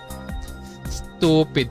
Guys, again, imagine if Selena here, because again, if Selena is here, all shit will go down. They will know that they will have a huge amount of information that, yeah. Oh yeah, because again, they still didn't not that much know about the possibility of us and that being the enemy, right? Because again, I think they don't know about the Waksu being Ascendant but not same group as Luna. An outlier, alright? So I think it's kind of bit understandable for the bullshit mind of them, but okay, let's continue. How do you know this? He's a Smith, working in the political sphere. I have my ways. I am a Smith after all. The next Smith will have to learn to piece together fragments of intel and speculation to get the whole picture. Chrome forests his burrows as if lost in thought. Where is Kuro now? Do you want to see the commandant? Yes. People need to use whatever they can to get rid of any unnecessary troubles. I'm telling you all this intel just to remind you. I know you're interested in the commandant's potential. I didn't want to interfere with you being around as such as exceptional human, but the squad is already in too deep. If you get too close to Kuro, you'll be monitored and put in the same position. Just look at the other Grey Ravens. Stay away from them or else you'll just get caught in the crossfire. Trust my judgment and the way of doing things, Mr. Smith. Even if I see Kuro, I won't let them get the best of me. Please tell me, where is the commandant? After numerous requests, Chrome finally gets a brief meeting with the commandant on the grounds of relaying information on the mission. Under the watchful eyes of soldiers and staff, the airtight door slowly rises up. Blinding light fills the empty room. A human is sitting on the cold and hard seat in the conference room, looking ahead with tired and dull eyes. See? This is interrogation. It is a torture shit, okay? It is a torture. This is not interrogation. They are literally like going to mentally destroy us, Commandant, alright? Someone once joked that uncomfortable chairs can shorten meeting and make them more efficient. But when a person is left to sit on the chair for almost 2 days, 2 days. For me, I can't even stay on my room for, let's say, 12 hours. I mean, if I'm not playing game, no entertainment, just sitting, just sleeping, I can't. I only survive here for like, other than sleeping, I only stayed here in my room for like, without entertainment, alright? Because other than playing games, my entertainment also like clean my room, alright? Like every week. So, other than that, I can only stay here for 1 hour. If I'm just sitting, staring stuff, 30 minutes. And bro, Commandant stayed there for like 2 days. Chrome looks around the room quietly. In this clean, tidy, and unassuming room, cameras are installed in each of the 4 corners. At least that was all that could be seen with the naked eyes. There's more. He steps in the room, and then the door slowly lowers. Even though it is just the two of you, neither of you are able to speak freely under such watchful eyes. Looking at the side of your pale and tired face, Chrome quietly clenches his fist. Before he greets you, he noticed the projection equipment on the corner. The hazy blue light creates a 3-dimensional image of an antique clock with no tick mark or minute hand. There's only an hour hand slowly moving, along with each swing of a pendulum. A small line of text below the clock reads monitoring schedule. It is difficult for those who have not experienced it to notice, but one's perception of time is indefinitely lengthened by staring at a clock during times of hardship. Before coming here, Chrome had heard that the interval between examination and treatments was 2 hours during the day and 5 hours at night. Anyone who has worked at the Star of Life knows that this frequency of treatment for patients with serious illness is normal, but that is done under the condition that the patient is critical conditions. See, are looked after without being disturbed and not monitored in confinement. This is already a torture, right, guys? This is a torture. However, if an appeal is submitted due to the frequency of treatment, the other party would just come with a series of written terms to prove that they are not violating any rules. The commandant's hardship would be hidden between the lines, such as being isolated in this room for an extended duration, the blinding light and cold, hard conference chairs making rest night impossible, numerous monitoring equipment in the room, soldiers and staff pacing outside, the clock without tick marks, the all too convenient monitoring interval. Singling out any one of these rooms would give no indication that there's any foul play. No one could complain that the room is too clean and empty, or that the seats are too uncomfortable. But together, this is enough to make life wither away with each swing of the pendulum. This is a prison in every sense of the word. Yep. It's prison. Physically, no. Mentally, yes. And what's the most dangerous thing to fucked up in a human on us fellow humans? It's the brain. Because if brain fucked up, the rest of your body will be normally the second thing to fucked up also. Chrome wants to say something, but he finds himself unable to speak under such watchful eyes. Seeing the clock, Chrome cannot help but recall that you had downloaded Edgar Allan Poe's short story, The Pit and the Pendulum, from the database. Did Goro ever finish reading the story? Regardless, Chrome has to do something. Hello, Grey Raven Commandant. He slowly turned in the direction of the familiar voice to see Chrome standing by the door. The white paint from his coating reflects the blinding light in the room as if envelopes him in its radiance. It's been a while. You barely managed to muster up such brief greeting out of sheer fatigue. In a trance, you sense an internal struggle in Chrome's gaze. How are you feeling? Quite obvious, isn't it? A lengthy interrogation regarding the memory place and mission details have taken a toll on your voice prior to meeting him. No matter how hard you try, you cannot hide the raspiness in your voice. Chrome quietly walks over and stands in front of the chair. He turns slightly to block the blinding light from above, but the struggle in his eyes becomes all the more apparent. Stand up. Chrome quickly reaches out and gently helps you back in your seat. You shouldn't stand up as weak as you are. I'm just here to talk about the mission.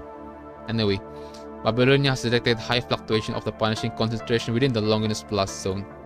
If we rule out any false positive, there might be something hidden there. Did you notice anything during the last mission? We do. Explain what happened during the mission. Listening to your explanation, Chrome records the main points in his terminal notes and draws detailed areas on the map. Thanks for the help. Looks like there might actually be something suspicious there. I'll bring some sensors along. From how long do you think? Let's talk like we are the one who being like literally like physically like we're the one, because I experienced staying on the same place during my time on the hospital, right? So yes, stick with this. For any of the onlookers, this sentence will have no significance. As if understanding the look in your eyes, Chrome shifts his gaze from the pendulum into you. Soon, the pendulum will stop descending soon.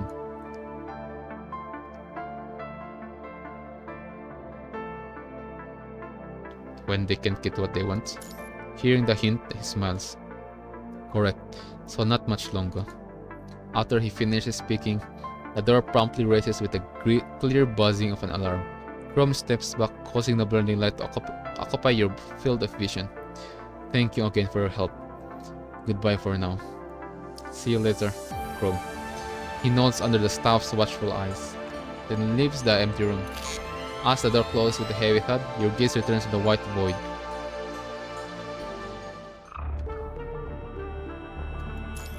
Return to the core area. No, kamui! Kimochi yokatta. Kimochi yokatta. Okay, let's continue. Where's that? Actually. We're back.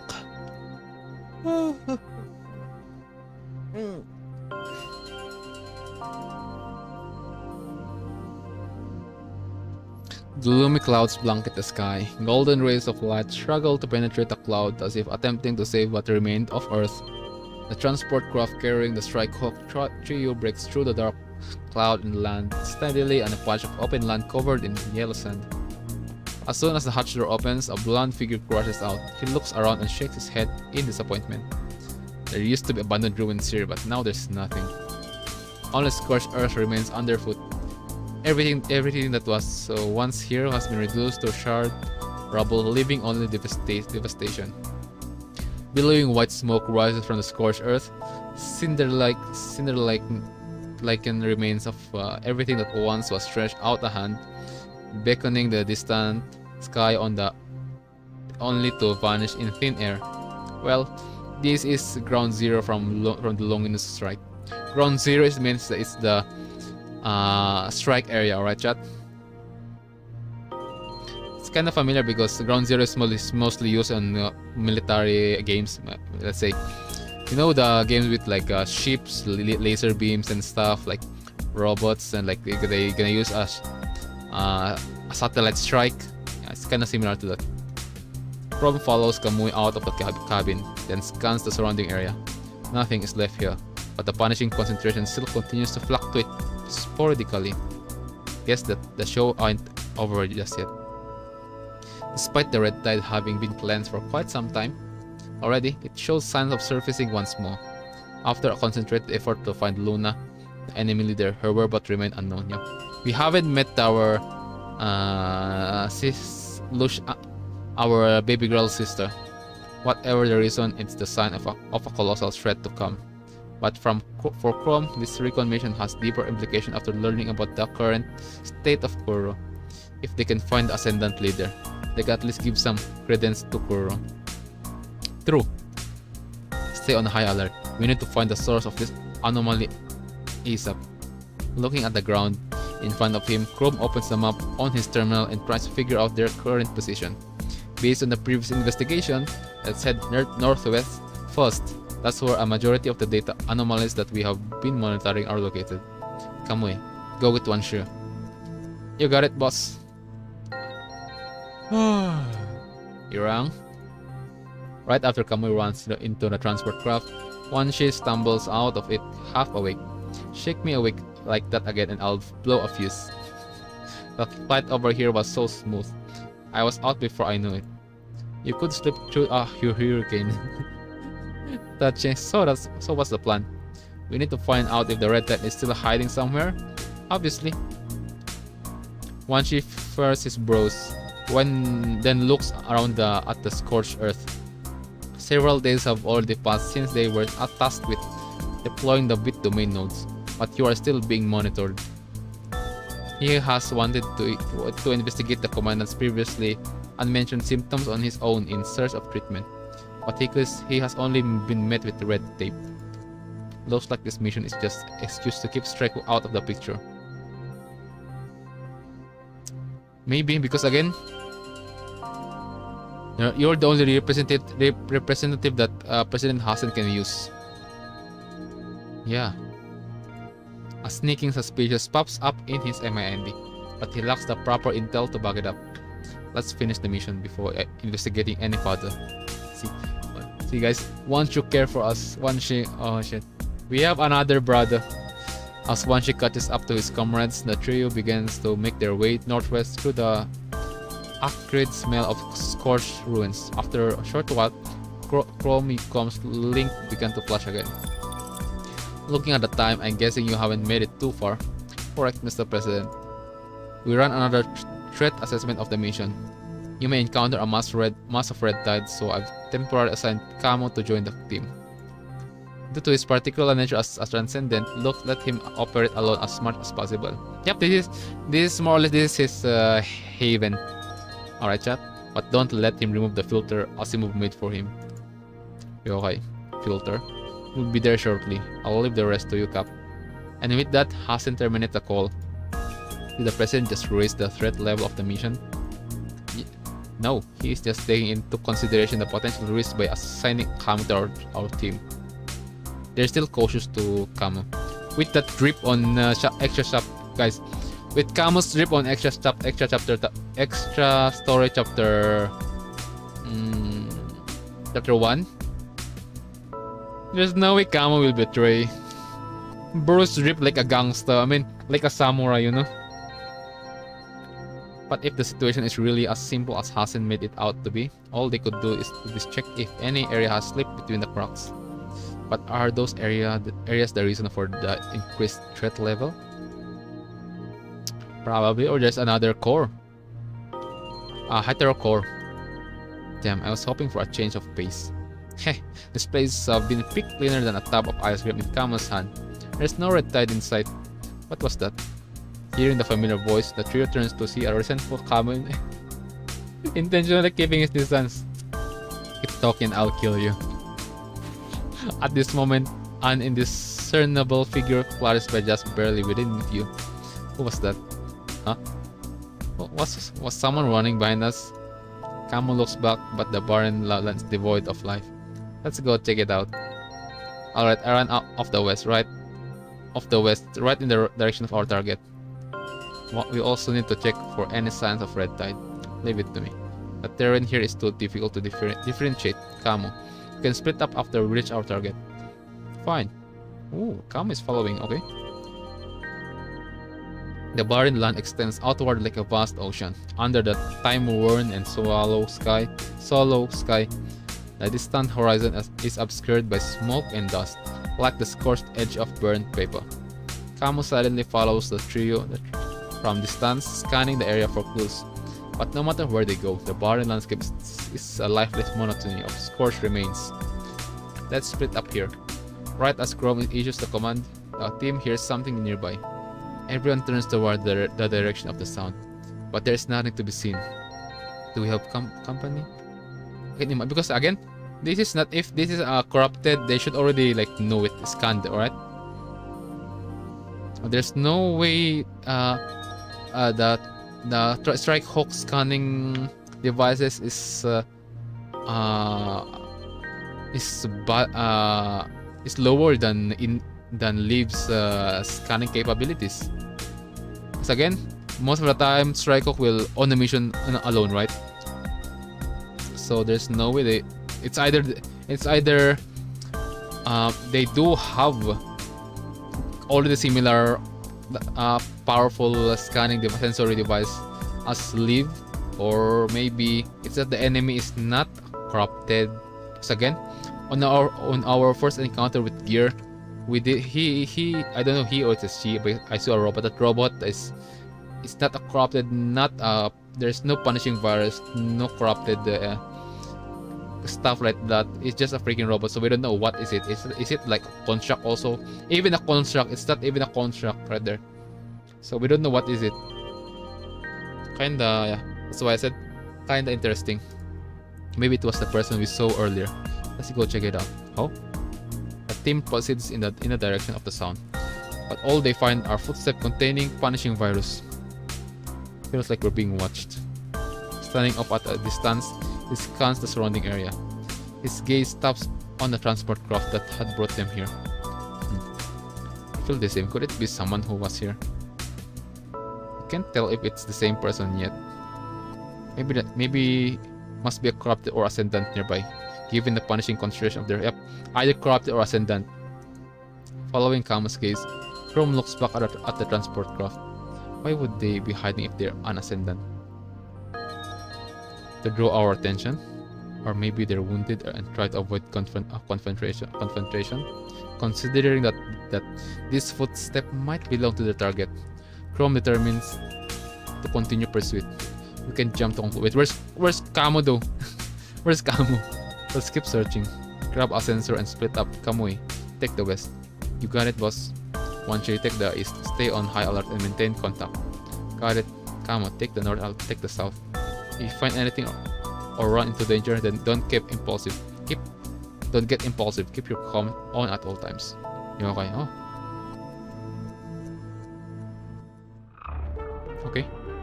Okay. It's time to fight Tatakae.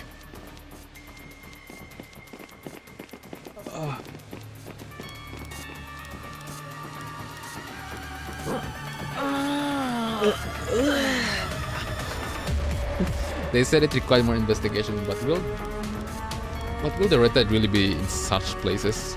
At any rate, there are only scorched earth and ashes left.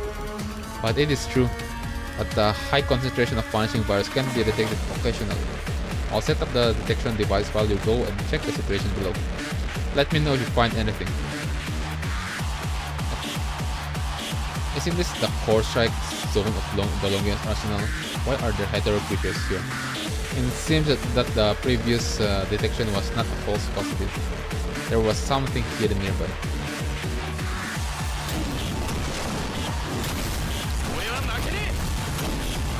Probably.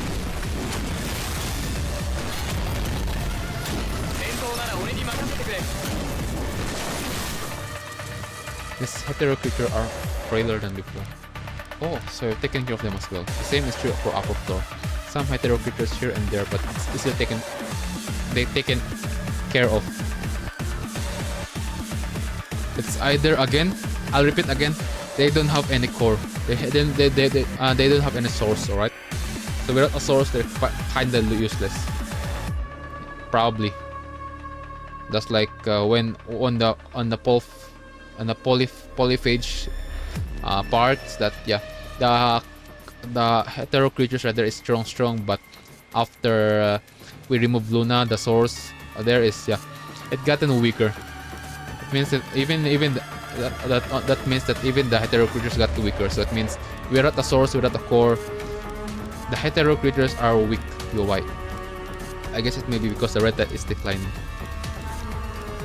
High levels of punishing virus can also be detected in the boxes nearby. Boxes. Although it may be residual, just to be safe, let's break them all open and check. That's right. Wanna bet? Let's see if we find more hidden hetero creatures. Why would I do something like that? And I'll come at your aid if you're in trouble. Deal. Wow! There aren't anything. Okay. It's weak and the longest arsenal did at all. Wow!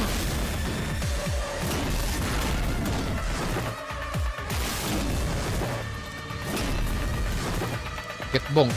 Ooh. Okay. Where's next?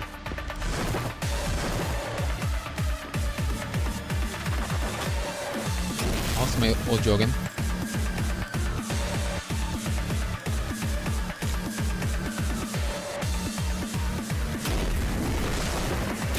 No horn. Oh, vision cleared. Look like we finished at the same time. The hetero creatures haven't given up attacking yet. Let's move together. Wait, that sound from above. Oh, is there any? There a new patch hetero creatures? Let's go check it out.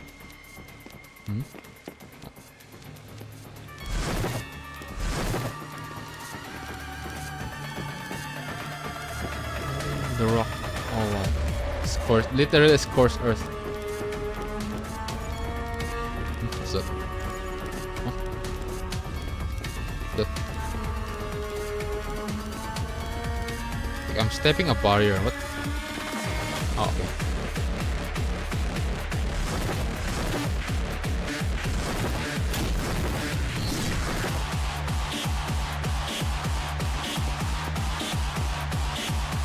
I'm just chilling with the beat chat.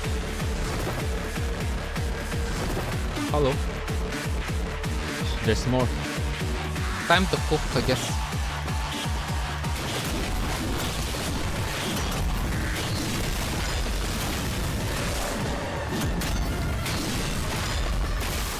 Okay. They don't seem to have been lurking here all the time. Maybe they came from somewhere else. Not too many enemies left. Let's get it over with. Oh, Scorpion. What are these new variety? There's not a lot of them. Maybe they got separated or only they survived. I said that it's a freaking Scorpion because it looks like the enemy that I fought on the event, you know, where I can get a currency to buy resources. I think I fought this one on that place. This area has been cleared. Well, the punishing concentration was also detected to be abnormal. Okay, let's call Cap over. Ah! Kimochi yokatta! Lamaw. Sige. Untraceable. Chrome follows the punishing concentration in the direction of footstep and enters a patch of scorched ruins. Even though the footsteps begin to fade, Chrome discovers a pack of unusual hetero creatures. Compared to those previously discovered, they more closely resemble an organism that once existed on Earth, scorpions. I mean, this is a desert, right?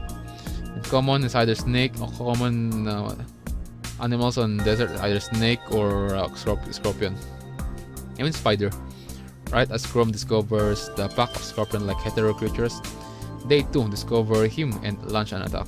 After a quick battle, they let out an ear-piercing scream as Chrome rends them to pieces with his scythe. Once Chrome secures the area, he puts on a pair of protective gloves and takes some samples for analysis. There's nothing in our database on this hetero creature. Looks like they were discovered a new species. We've discovered. Maybe they've only started to emerge recently.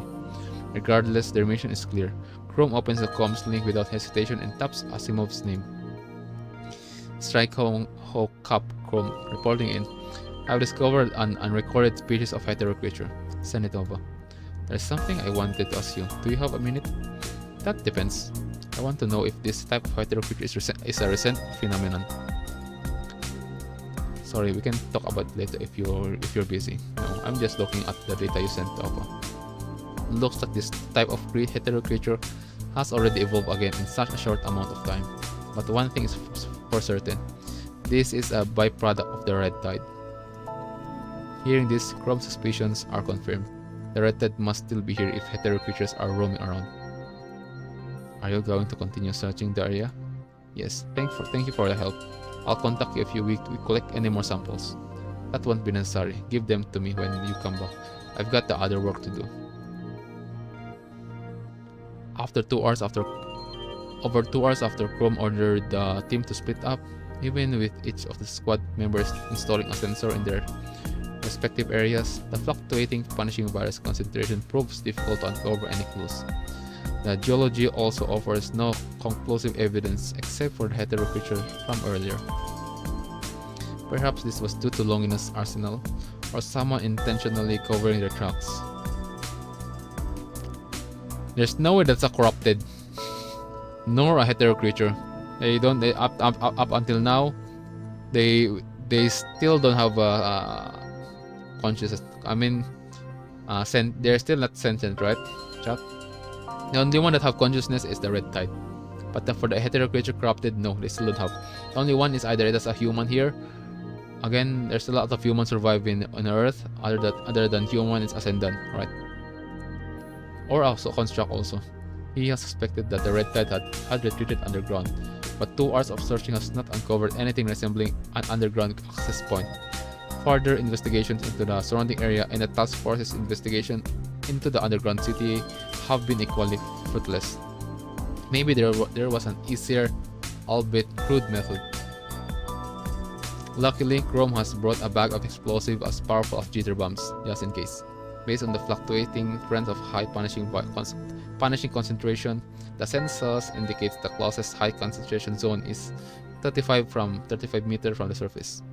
If they get the positioning wrong and use up all of the explosives, they will have to return to base or call for support. We need to reconfirm the positioning of the explosives. Given the fluctuating concentration, there are numerous possibilities.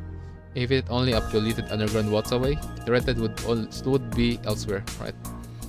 So the water, it will follow the water anywhere.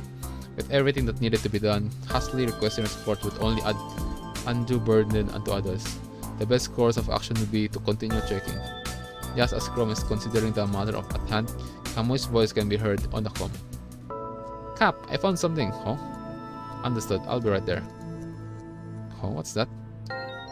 Chrome rushes over to Kamui. He sees one Shu kneeling by him, looking at the high concentration reading on the sensor. All of the data in this area is the same. Not to mention the location of the high concentration is relatively close to the surface, at least closer than the previously measured. Realizing that now is their window of opportunity, Chrome explains the plan to the others while checking the data relayed by the nearby sensors. But as quickly the window opens, it closes as the data returns to normal. What? It's gone? It's moving. It's moving. What could it be? Maybe the red tide is moving underground. That seems highly unlikely because this is a sand place, right? There's a water but the below. So again, what's the thing, what is it that, what's the person or what's the thing that have a high concentration of punishing virus? Again, chat, it's a transcended, okay? It's something like camo, similar, or other than that, ascendant. Let's use the explosives to blast open an access point. Where should we plant them? Looking at this terminal, one ship points at several high concentrated spots on the map with a long drawn out yawn. We have enough explosives to make 4 guesses. Let's choose these 3 locations for the time being. We'll save the rest in the case. We can increase the blasting depth by cracking the surface. That should give us more of a buffer. Alright, my time to shine. Camo enthusiastically shoulder his great sword that begins to hack away at the designated area, leaving a crack that visually resembles the letter A. Maybe the looks of it, I'm guessing you've been playing Treasure Hunt. Use A not X. Camo tilts his head in confusion. Seems like he has never heard of the game. My bad. One she responds as he assembles the explosives. What's that? Kamui continues hacking away with his greatsword. It's a popular sandbox game for VR. It's basically what you're doing right now. People use it for exercise or physical therapy. It's quite a workout, but it's mostly popular because you can dig up tickets that can be redeemed for gold. I heard someone who won 10 tons of gold and used it to buy their own private island. No way, I think I'll give it a try after the mission. Tough luck, there aren't any rewards left. The game was developed by the government to encourage people to work out, so they prepared and paid for the rewards beforehand. Now that there aren't any rewards, the game really died off. Well, that blows. But why do you know so much about the game, Wanshi? A long time ago, there was a sick kid who would just stay in bed all day and refuse treatment. I used it as a way for him to get some exercise. I can lend it to you if you want. Sweet, is there a co-op we can play together? I'll pass, I'd rather just kick up my feet. Once she sets down the fully assembled explosive device, then lets out a long drawn out yawn. Hey, what's that sick kid you?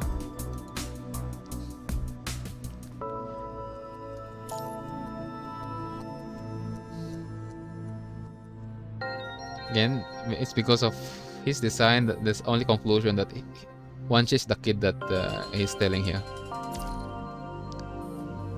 While Kamui waits for a reply, Wanshi becomes quiet for a moment, falling asleep right where he stands. Anyway, why isn't Kamu back yet? He walks fast, it will take him a while to be back. Right at that moment, the trio sees Kamu appear nearby, unwilling to come any closer. Get over here, we've got enhanced gear this time around. That won't be necessary. I'm used to standing this far away. Well, get used to standing here. But there will be missions without enhanced gear. I don't want to go through the effort. Kamu frowns and turns his back, ignoring Kamui. Suddenly, Chrome receives an anonymous encrypted message on his terminal. Any news on Luna? Commandant?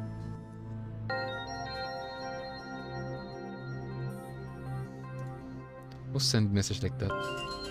Chrome examines the metadata for any possible clues, but it has been scrubbed clean. There is no way to trace that sender, but our top priority is to find the red tide.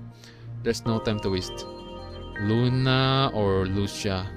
Either this is the one who sent it, or it's either Commandant or Lucia. Probably. We may not be able to trace it, but I'm sure you have a pretty good idea who sent it. Chrome furrows his eyebrows, thinking about the current state of Kuro. Although he has speculated that it might be someone who is looking for Luna, it would be foolish to probe for information this way. I think it's someone who is worried about Queer Raven.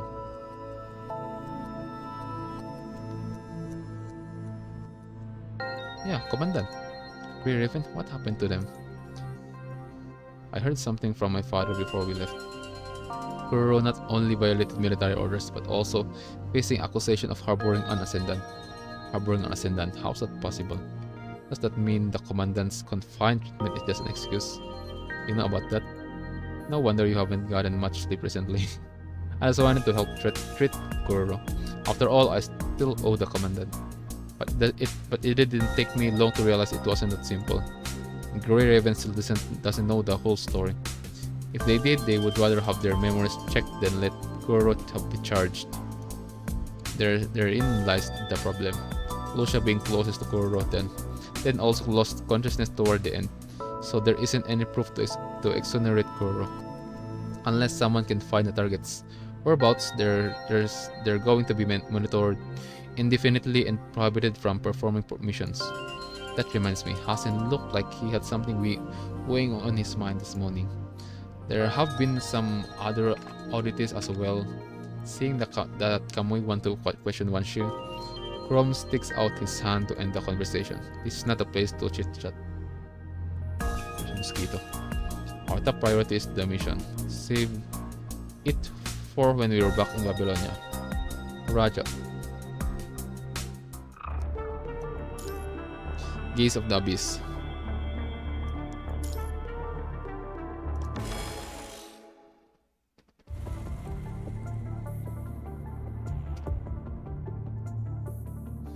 After planting the explosive device and retreating to safety, they detonate the bomb. Amid a thunderous boom and plume of smoke, an indistinguishable figure jumps to the pit with lightning speed. Chrome? Someone's there. Wait, huh? It's Chrome. Someone? Follow them. If I'm not mistaken, there should be a deeper network connected with the core region that was destroyed by the Longinus Arsenal. Otherwise, I can't imagine how the red tide would move undetected.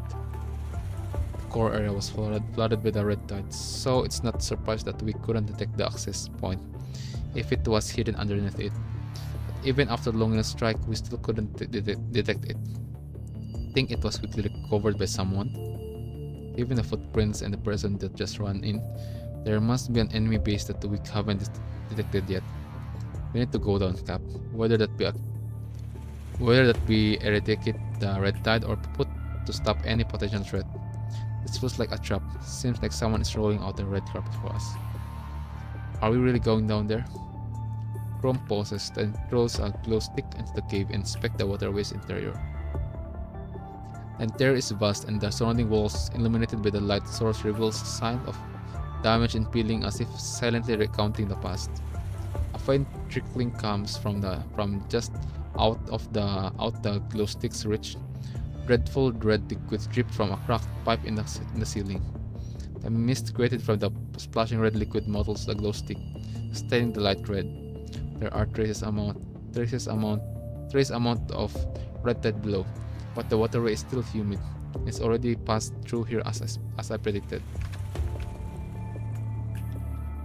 If we continue our search, the threat level will be much higher than when we first accepted the mission. But if we return to Babylonia, it's not like we'll receive any additional support.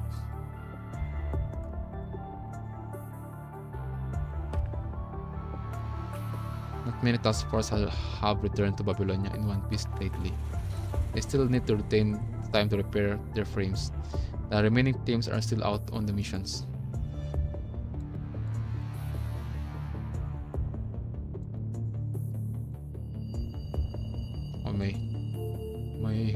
Oh my Logitech mouse is... My mouse got... I fucked up something, hold on. It's the setting.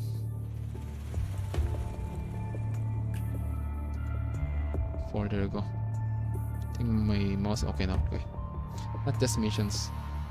I want to go speak with Lee this morning, but I was prohibited from entering the preparation room. Who stopped you? Some guy in a suit. He had a chip on his shoulder, that's for sure. Kurono. Huh? What's with them? Kamu gives a look of disgust in response to Kamu's question. Let's report our finding to Babylonia and prepare a distress call just in case. Chrome quickly drafts up to the report on his terminal and sets a timer on a distress call as per routine. If the timer expires before he cancels it, the distress call will be immediately relayed to Babylonia. After transmitting the report to Babylonia, Chrome signals the others to proceed into underground waterway. I'll scout ahead just in case the red tides come surging our way. I won't be affected by it. That's our safest best bet. Be careful. Save that for you guys. Camo quickly slides down and enters the cave with ease, landing on a pile of rocks below. Coast is clear. Come on down. Hearing this, the trio prepares to enter the underground waterway. What is it? Feels like there's something on my back. Chrome looks down and inspects one his back, discovering the addition of what appears to be a button. Had it not been for his familiarity with his team, such a minute detail would have surely gone overlooked. He gently grabs the button, then removes it from Wanch's frame. It's a pinhole lens on the button is like the dark abyss staring back at Chrome within his grasp. What's that? He crushes the device, then puts Wanchi on the shoulder. Is it a scanning device? Interesting. Let's go. Nothing out of the ordinary, but that doesn't mean we're free from trouble. The trio looks in the direction of Camo's case, where the light meets the void. Dozens of red lights are approaching rapidly. Leave them to me. Camo swings his great sword at the approaching danger. After a brief flash, the red lights disappear. Worthless scrap met. Before he can finish speaking, more hetero creatures come charging out from the depths. Don't be rushed. But before Camo can convince him otherwise, Chrome can convince him otherwise. Camo slams his great sword on the floor while surrounded by darkness. Following the sharp clang of clumping metal, Camo curses indifferently and disappears among the great array of red light. As the trio runs into the darkest section of the waterway, they see dozens of fluorescent fish-shaped hetero creatures floating above the collapsed floor. The sound of running water and Camo's enraged voice can be heard coming from the hole. Guess I found a secret tunnel straight down. A fall that far didn't break your legs. I grabbed into one of those floating fish just in time to break my fall. Don't jump down, the red tide is here. Alright, we'll find another route down to rendezvous with you. We'll split up and investigate for now. I told you I was going to scout ahead. He walked away, cursing under his breath. Right at that moment, a strange noise comes from the other side of the previously quiet waterway. What's that over there? The trio returns to their previous location, then walks to the other side in the light of the glow stick. They come upon a fish-shaped hetero creature floundering as it attempts to heal itself. Who was this here? Seems like the work of an ascendant. Well, since fish, wait. The last time we saw someone do that, fish something like that is Lamia, right? Isn't that Lamia?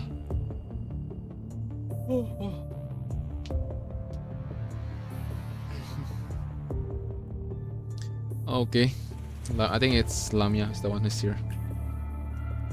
After fumbling for half an hour as they infiltrate the winding network of tunnels, Chrome finally discovers an entrance in the distance behind a curtain. Informing his two comrades, they extinguish the glow sticks and stick them in their bags as they quietly approach. The trio pulls back to the curtain to discover an inner chamber. Doesn't look like this is a part of the waterway. Did you find a hidden room? Be quiet. Kamui nods and lowers his volume. An old room like this seems to have been part of the waterway. Finding a structure like this must mean this isn't just a waterway.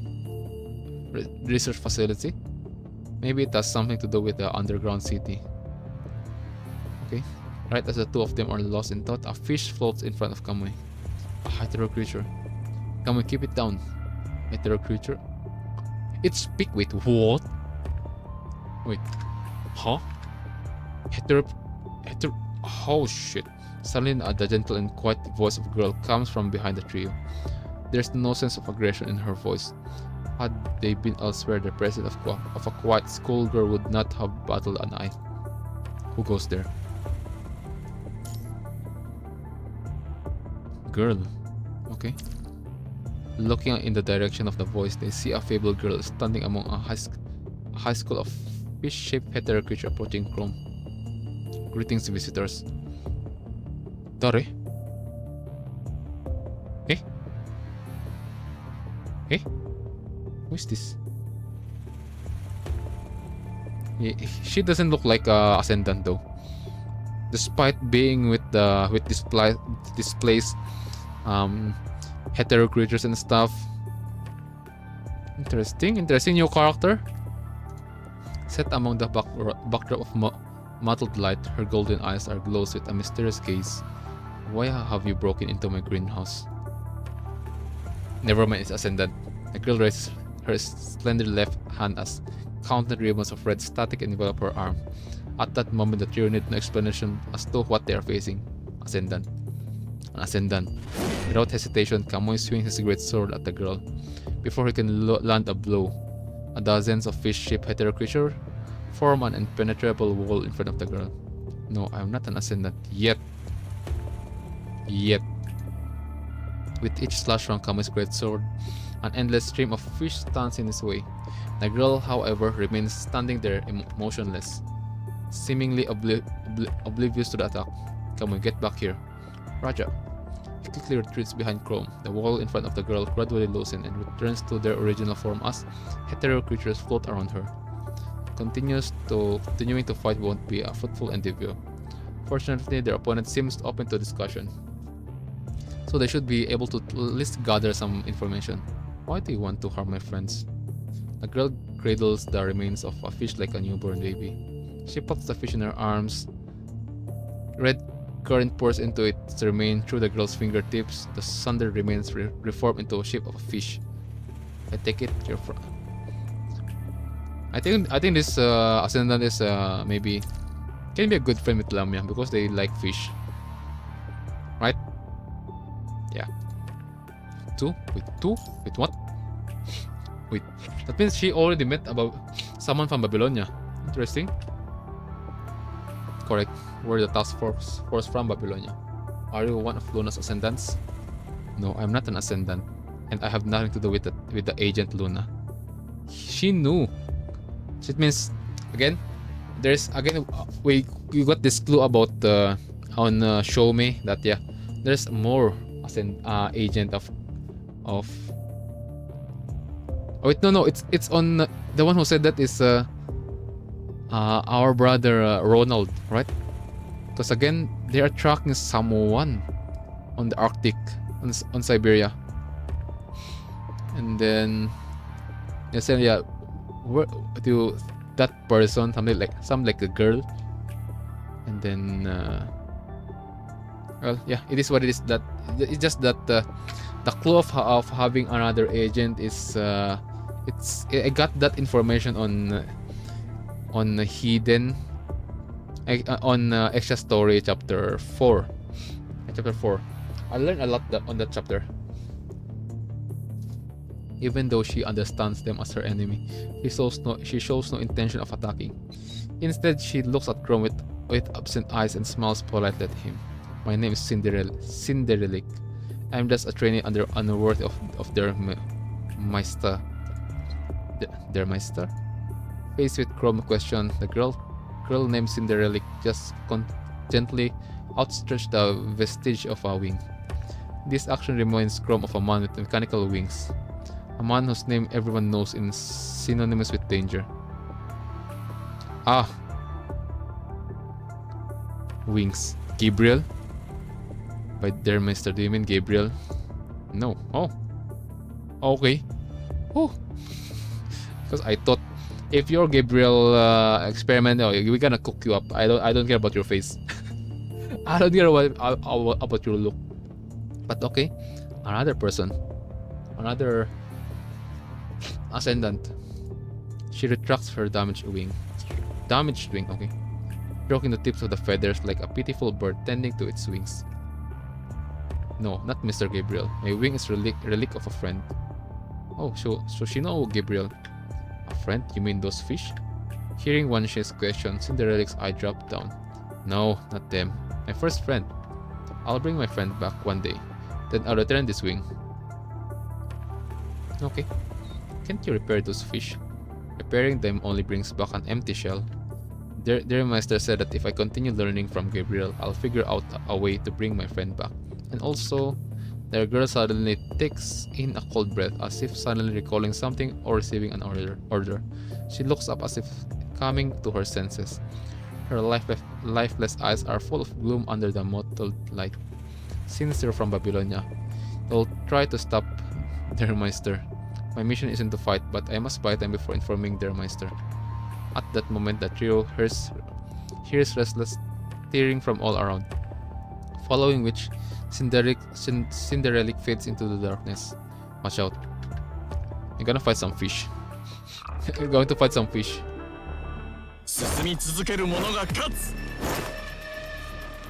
Wait, what's the shiny ball? Light inside the grow is overtime. Maybe it's a timer. What happens if it's full? Explode. Oh, never mind. A new hetero creature will pop up. She calls it the greenhouse, but it's more like a culturing module. Ah, there's another one over here.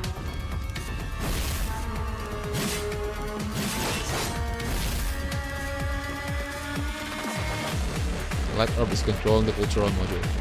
If you can overload it, perhaps you can destroy the hetero creature in it. Okay.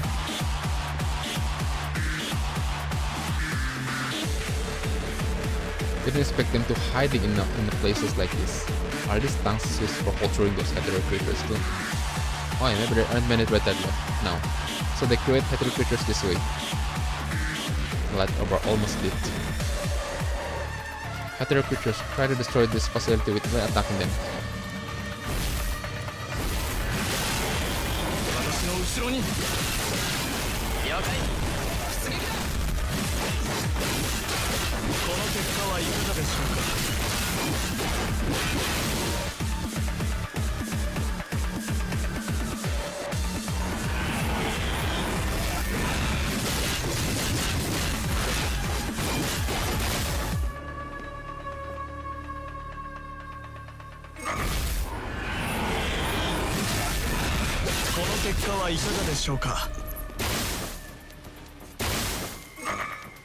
Error, wait, what?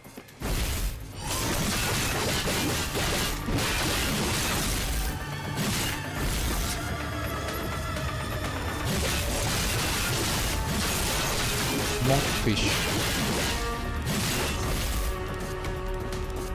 Oh, there's more.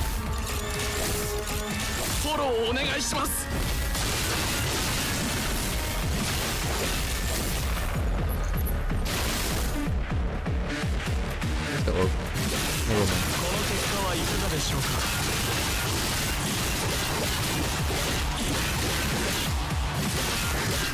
Gore's invincible.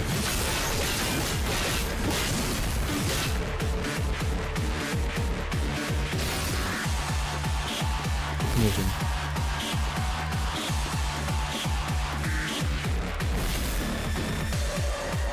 What's it? There are plants here. I mean, just like what Cinderelic said, this is a greenhouse, so it's normal for it to have plants. Right, that?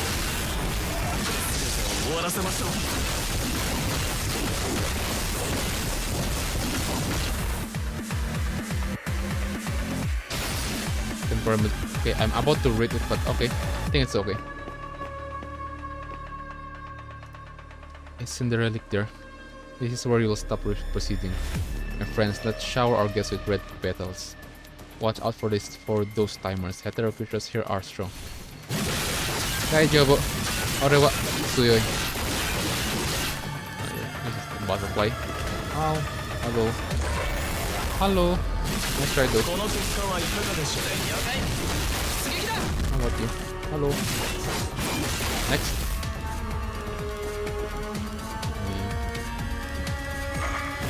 Error, huh? Error again, imagine if error. Error, okay. Next.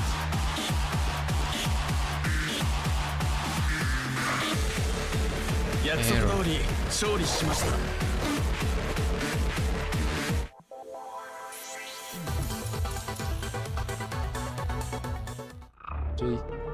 so next, I said getting blocked. New woes.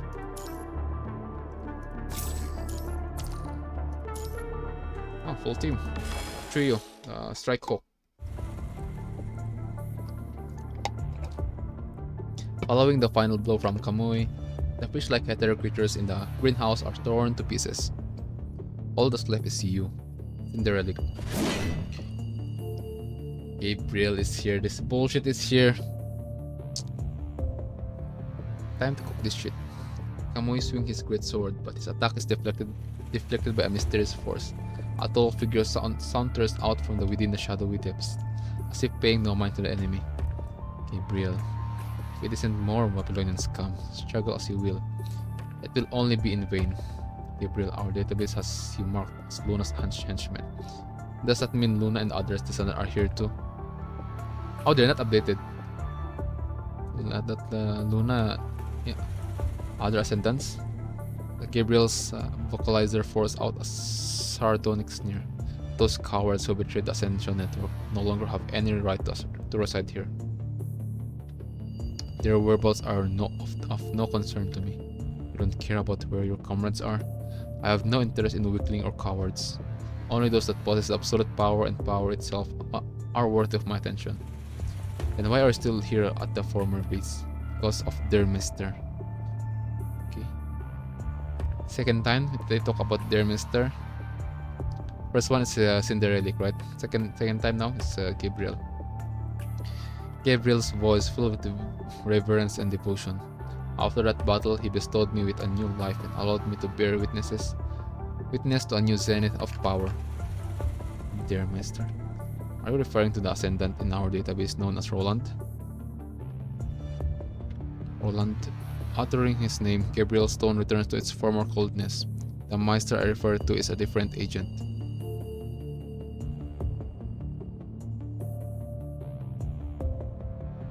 Okay. Roland is nothing more than a traitor into the Ascension Network. Looks like they have themselves a new agent. Funny months, does the existence of a new agent come as a surprise? Just another nuisance is all. Then let me share with you more good news. Aside from their minister, there is yet another agent nearby that's beyond your understanding. Oh my god, there's a lot more. There's a lot more.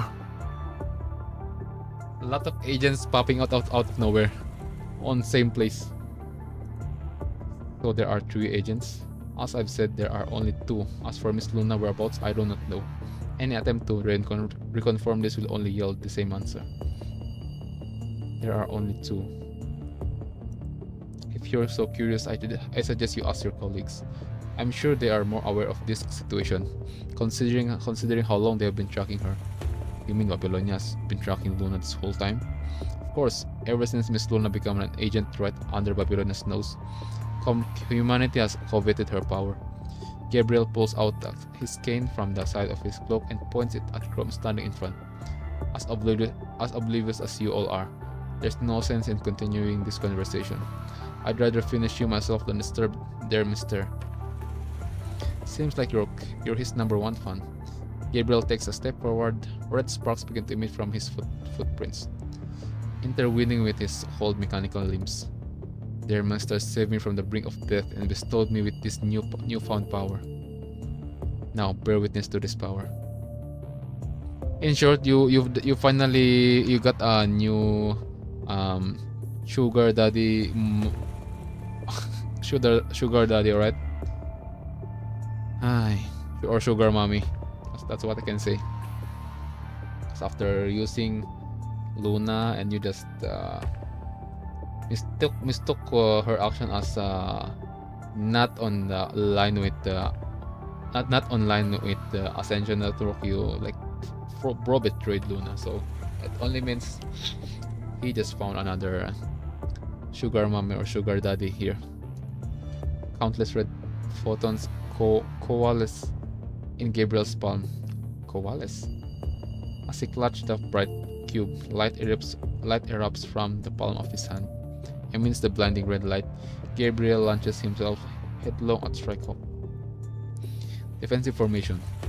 The walls of the greenhouse begin to turn into rubble in the seismic tremors. Smoke and dust fill the room. The defensive formation barely managed to withstand the full might of Gabriel's attack. However, they know now that the combat data on Gabriel was far from reality. I take back what I said. You all might be clueless, but you are just like those Grey Raven's troubles. You know Grey Raven? They don't know. Okay. Gabriel refrains from answering. Another cube of red light begins to coalesce. How do you pronounce that? Hold on. Coalesce. What's that?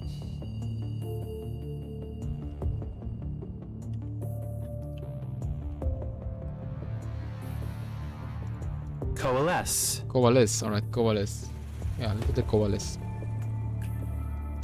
Before it can materialize, it is disrupted by Kamui's great sword. Kamui, don't be reckless. Cap, but fight as a team. Roger. Chrome steps forward, the blade of his scythe swing in an arc. Quan Chi swiftly leaps over his two comrades surrounding Gabriel and delivers a direct strike to Gabriel's skull from above. Did they forget about the Cinderelic?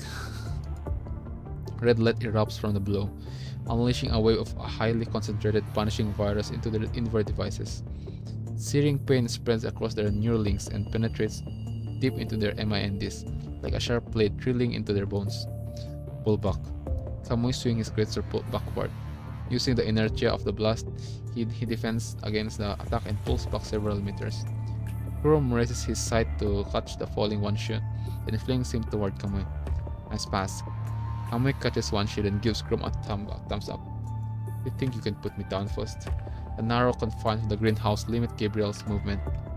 Unable to fly into the air, all he can do is swing his cane and attack the trio with the help of the punishing virus.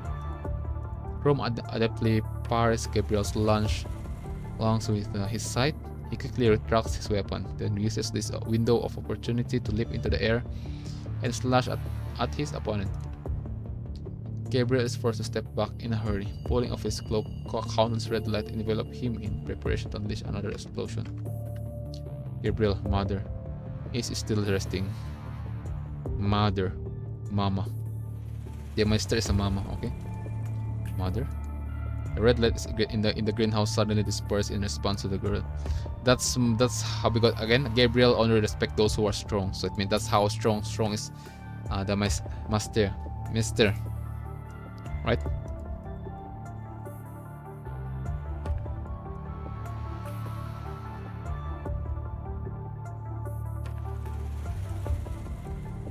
Yeah, Mister. No need to fight in the narrow confine of the greenhouse. Don't think you can run. Run? No, I just don't want to ruin their master's plan. What the hell does that mean? Gabriel sighs in disdain, responding vigilantly. Do you really wish to see dear master? Live with me, and I'll give you an opportunity to fulfill your dying wish. If you insist on staying here, I can accompany you to the death. With that, Gabriel takes Cinderelic and opens a door on the other side of the greenhouse, then stares at the trio. Perfect. Wait until I get my hands on this guy when I see him. Seems like a trap. If you stay here in the fight, getting crushed when the room caves ain't much better. Maybe it's a good idea to get out of this place. They won't let us leave now that we know about the new agent. Also, we can just ditch Kamo. He who doesn't know what happened here. And let's follow him while we wait for Kamo. What a sick up. Wait, Wan Shi, who do you think Cinderella meant by mother? Meister? Wan Shi ponders the question a while, then quietly spits out a series of unlikely explanations.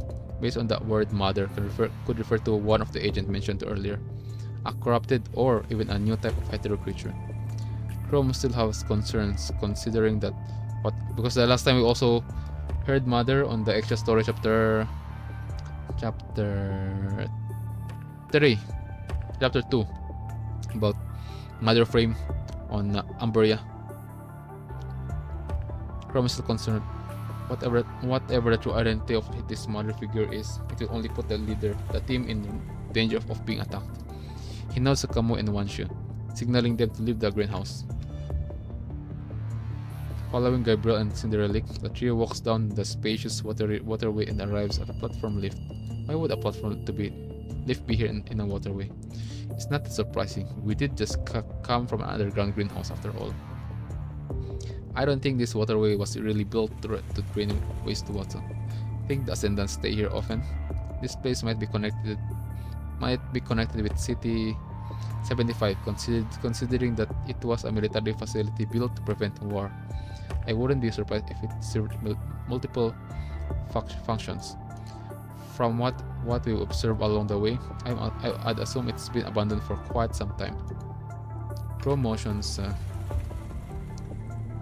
took a moment to keep his voice down. The trio slows their pace, distancing themselves from Cinderella and Gabriel up ahead. This is just a theory, but I think this abandoned corridor was opened on short notice as a response to the Longinus arsenal. And I'm guessing it was abandoned due to the quality of the facility.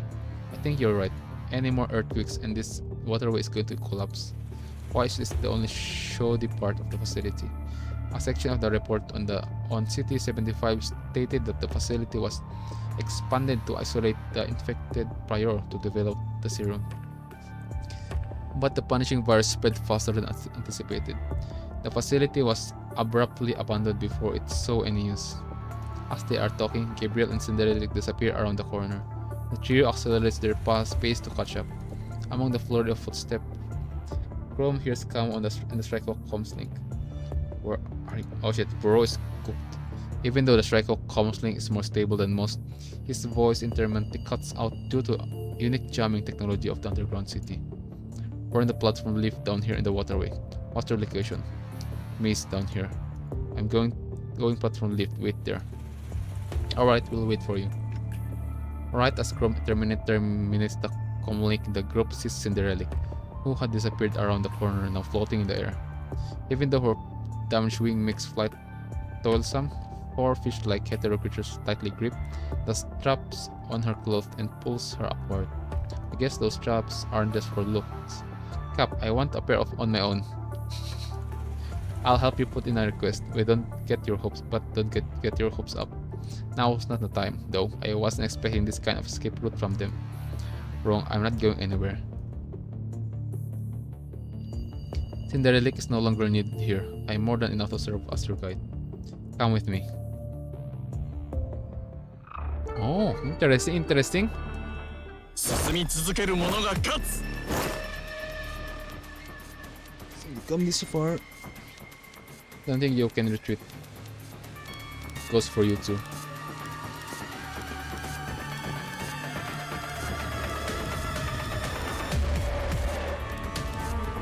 How do you bring this big guy here?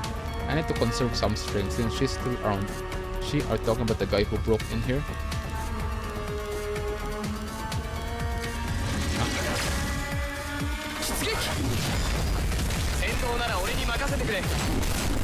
Oh, so it's like similar to Bridget. I've been like curious, like what's the purpose of the tripping? Oh, the floor is so hot. So soon, the floor is burnt by the cannon. 進み続ける者が勝つ Guys, we're playing hide and seek.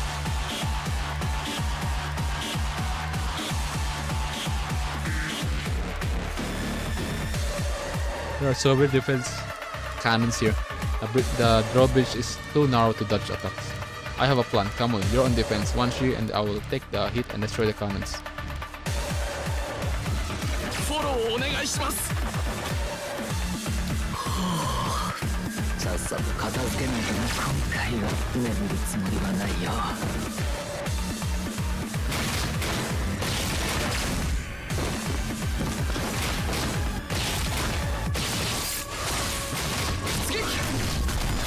俺は負けね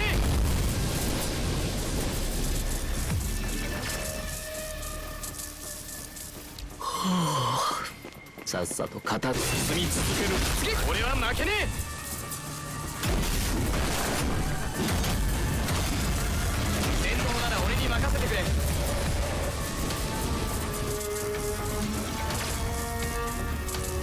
進み続ける者が勝つ出撃俺は先頭なら俺に任せてくれ進み続ける者が Let's go. 勝つ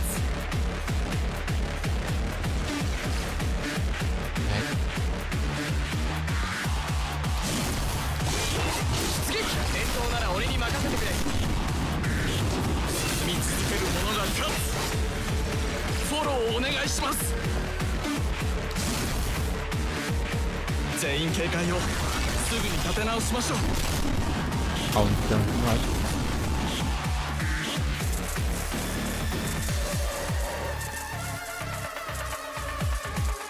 Sige.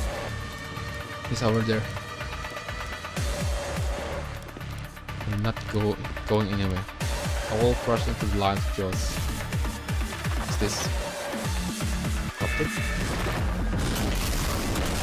俺は負けねえ戦闘なら俺に任せてくれお前ら全て粉々にしてやる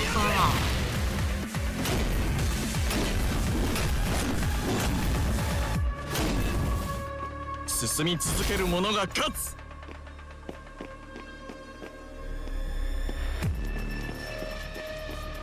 Oh, bro is there. Generally, they're all yours. 約束通り勝利しました What? Okay, so Gabriel is luring us to some. This is literally a trap.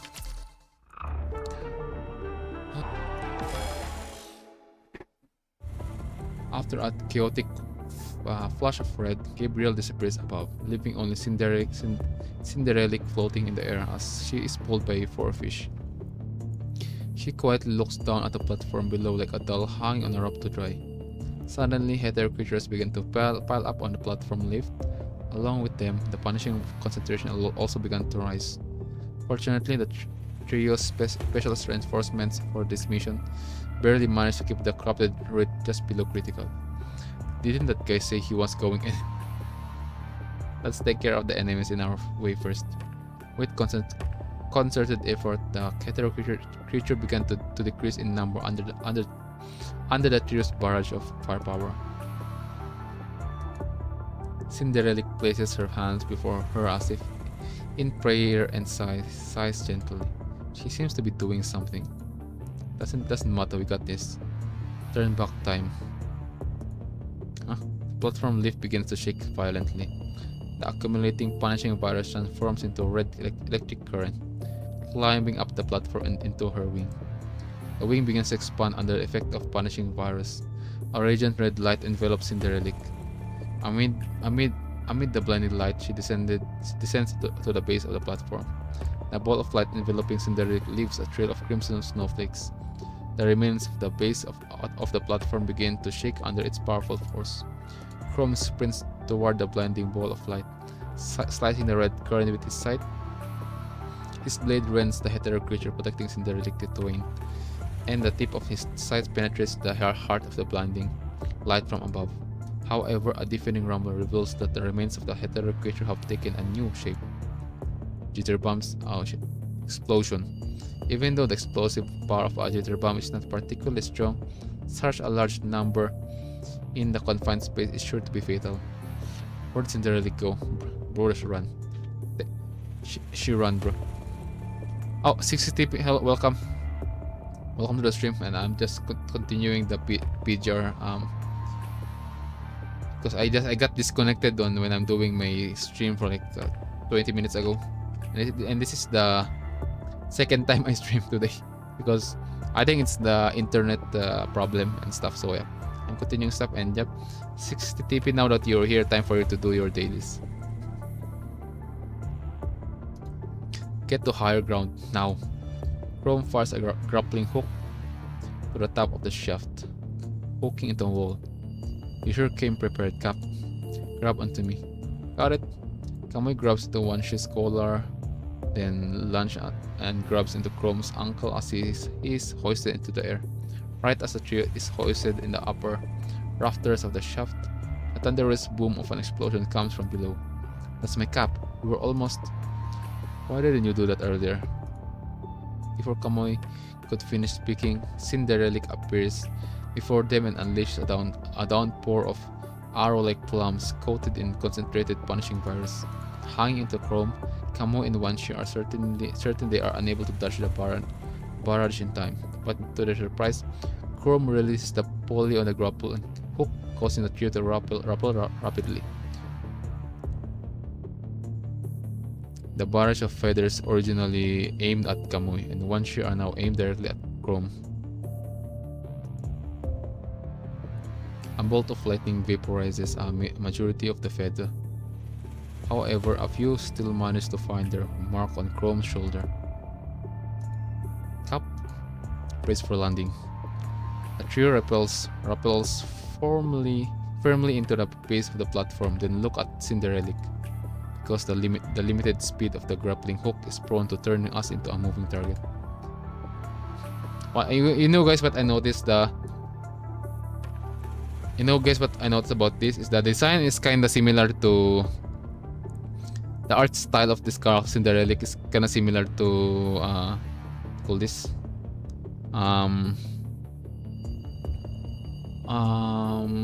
Arc Knight Enfield. That's why it's a copy paste of Red Ash Part 1. What do you mean Red Ash Part 1? Like Goddess Squad was going up the elevator, but Cinderella stopped him and fired. I'm not sure. I'm not sure about that because again, but did you play the game? Did you play PGR also? Did you play it, or just the appearance, or is your reference? Because again, let me think. This is chapter 14, release date base, and also let's make the reference for.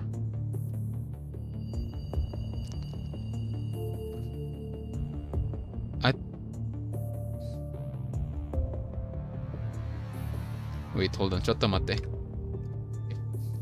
Wait. This is some. No, more or less this exists before way back. They created the story of Red Ash. Yeah. Before they created the Red Ash, before the writing of Red Ash and all the past events on Goddess on NIKKE. So I'm not pretty sure if they copied or they reference, or either it's NIKKE who got like reference that event and make it in a like they write it in their own way. That's all, probably. Because again, there's a lot of stuff been referenced from NIKKE from Red Ash was right in 2020. Okay. Hold on. Let's check something.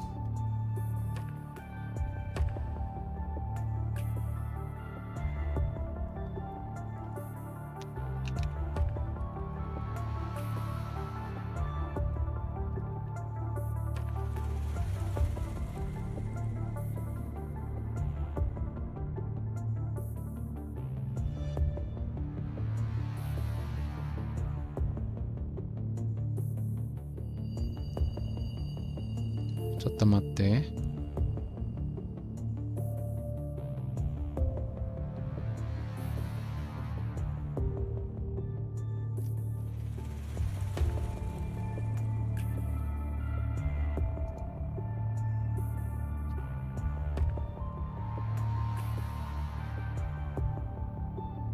I mean, this one have been released in 2019.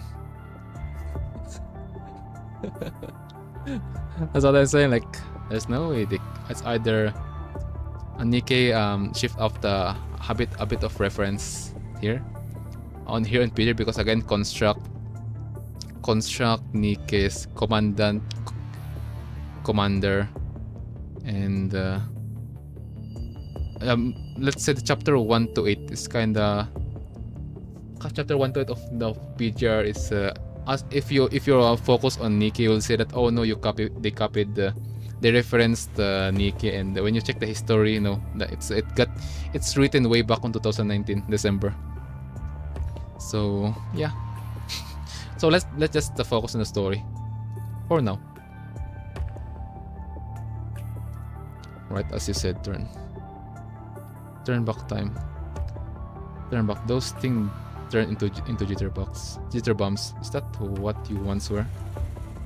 Mimicry, camouflage. This is something that almost all creatures do. Cinderella reaches out her hand and strokes her wing. It is used to do what when it was. It used to do that when it was little. So, is that why you pray to the past? Cinderella furrows her brows to the trio's surprise. She quietly waves farewell as the fish carry her away.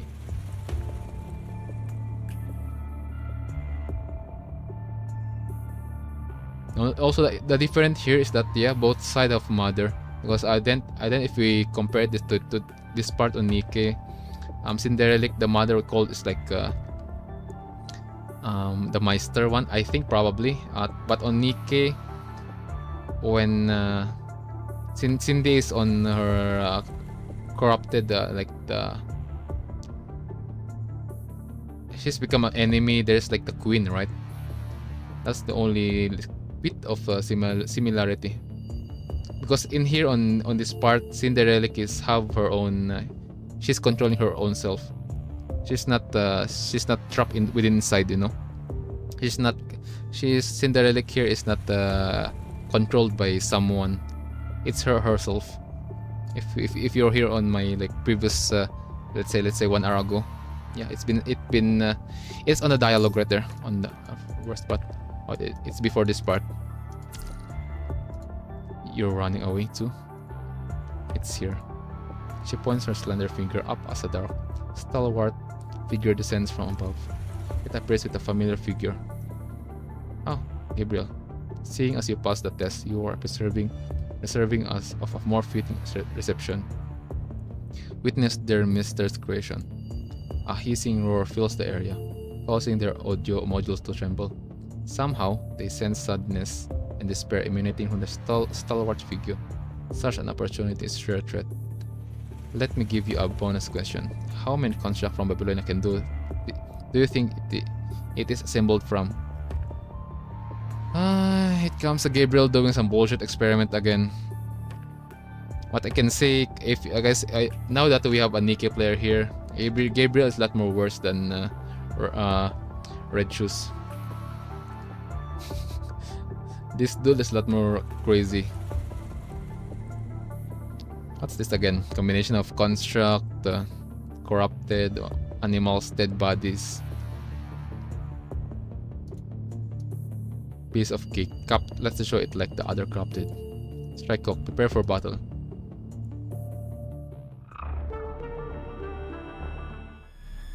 Platform lift is descending.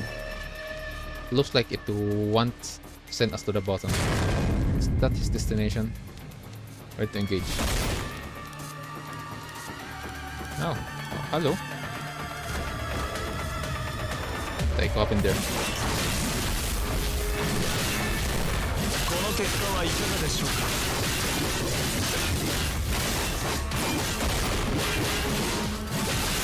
You see what's more what reference here, guys? If you also play Honkai Impact, this one is a reference on the specific part of the story.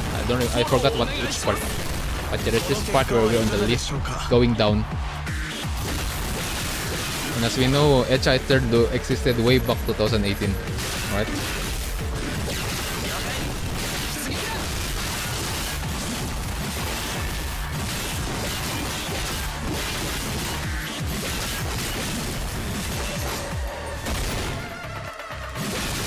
Oh wait, this is on the tower, I think. I think this is when Kiana is about to learn about her existence, like being a test subject, something like that. I forgot. I don't know, guys. It's been like 2 years the last time I played CH14, so I'm no longer updated to that stuff.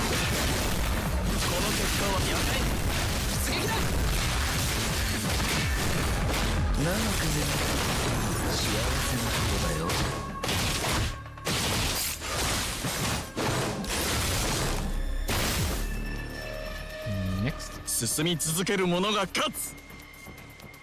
It's not a problem. I can hold. You can hold it, bro. Or it's going to like it's getting destroyed. If there's an error. 約束通り勝利しました。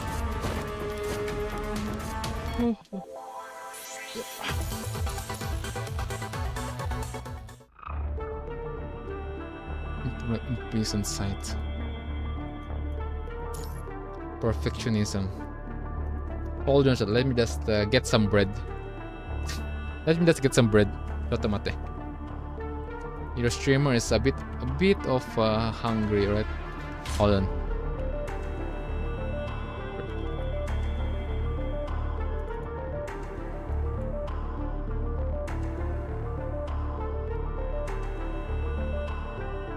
There you go. Totomate.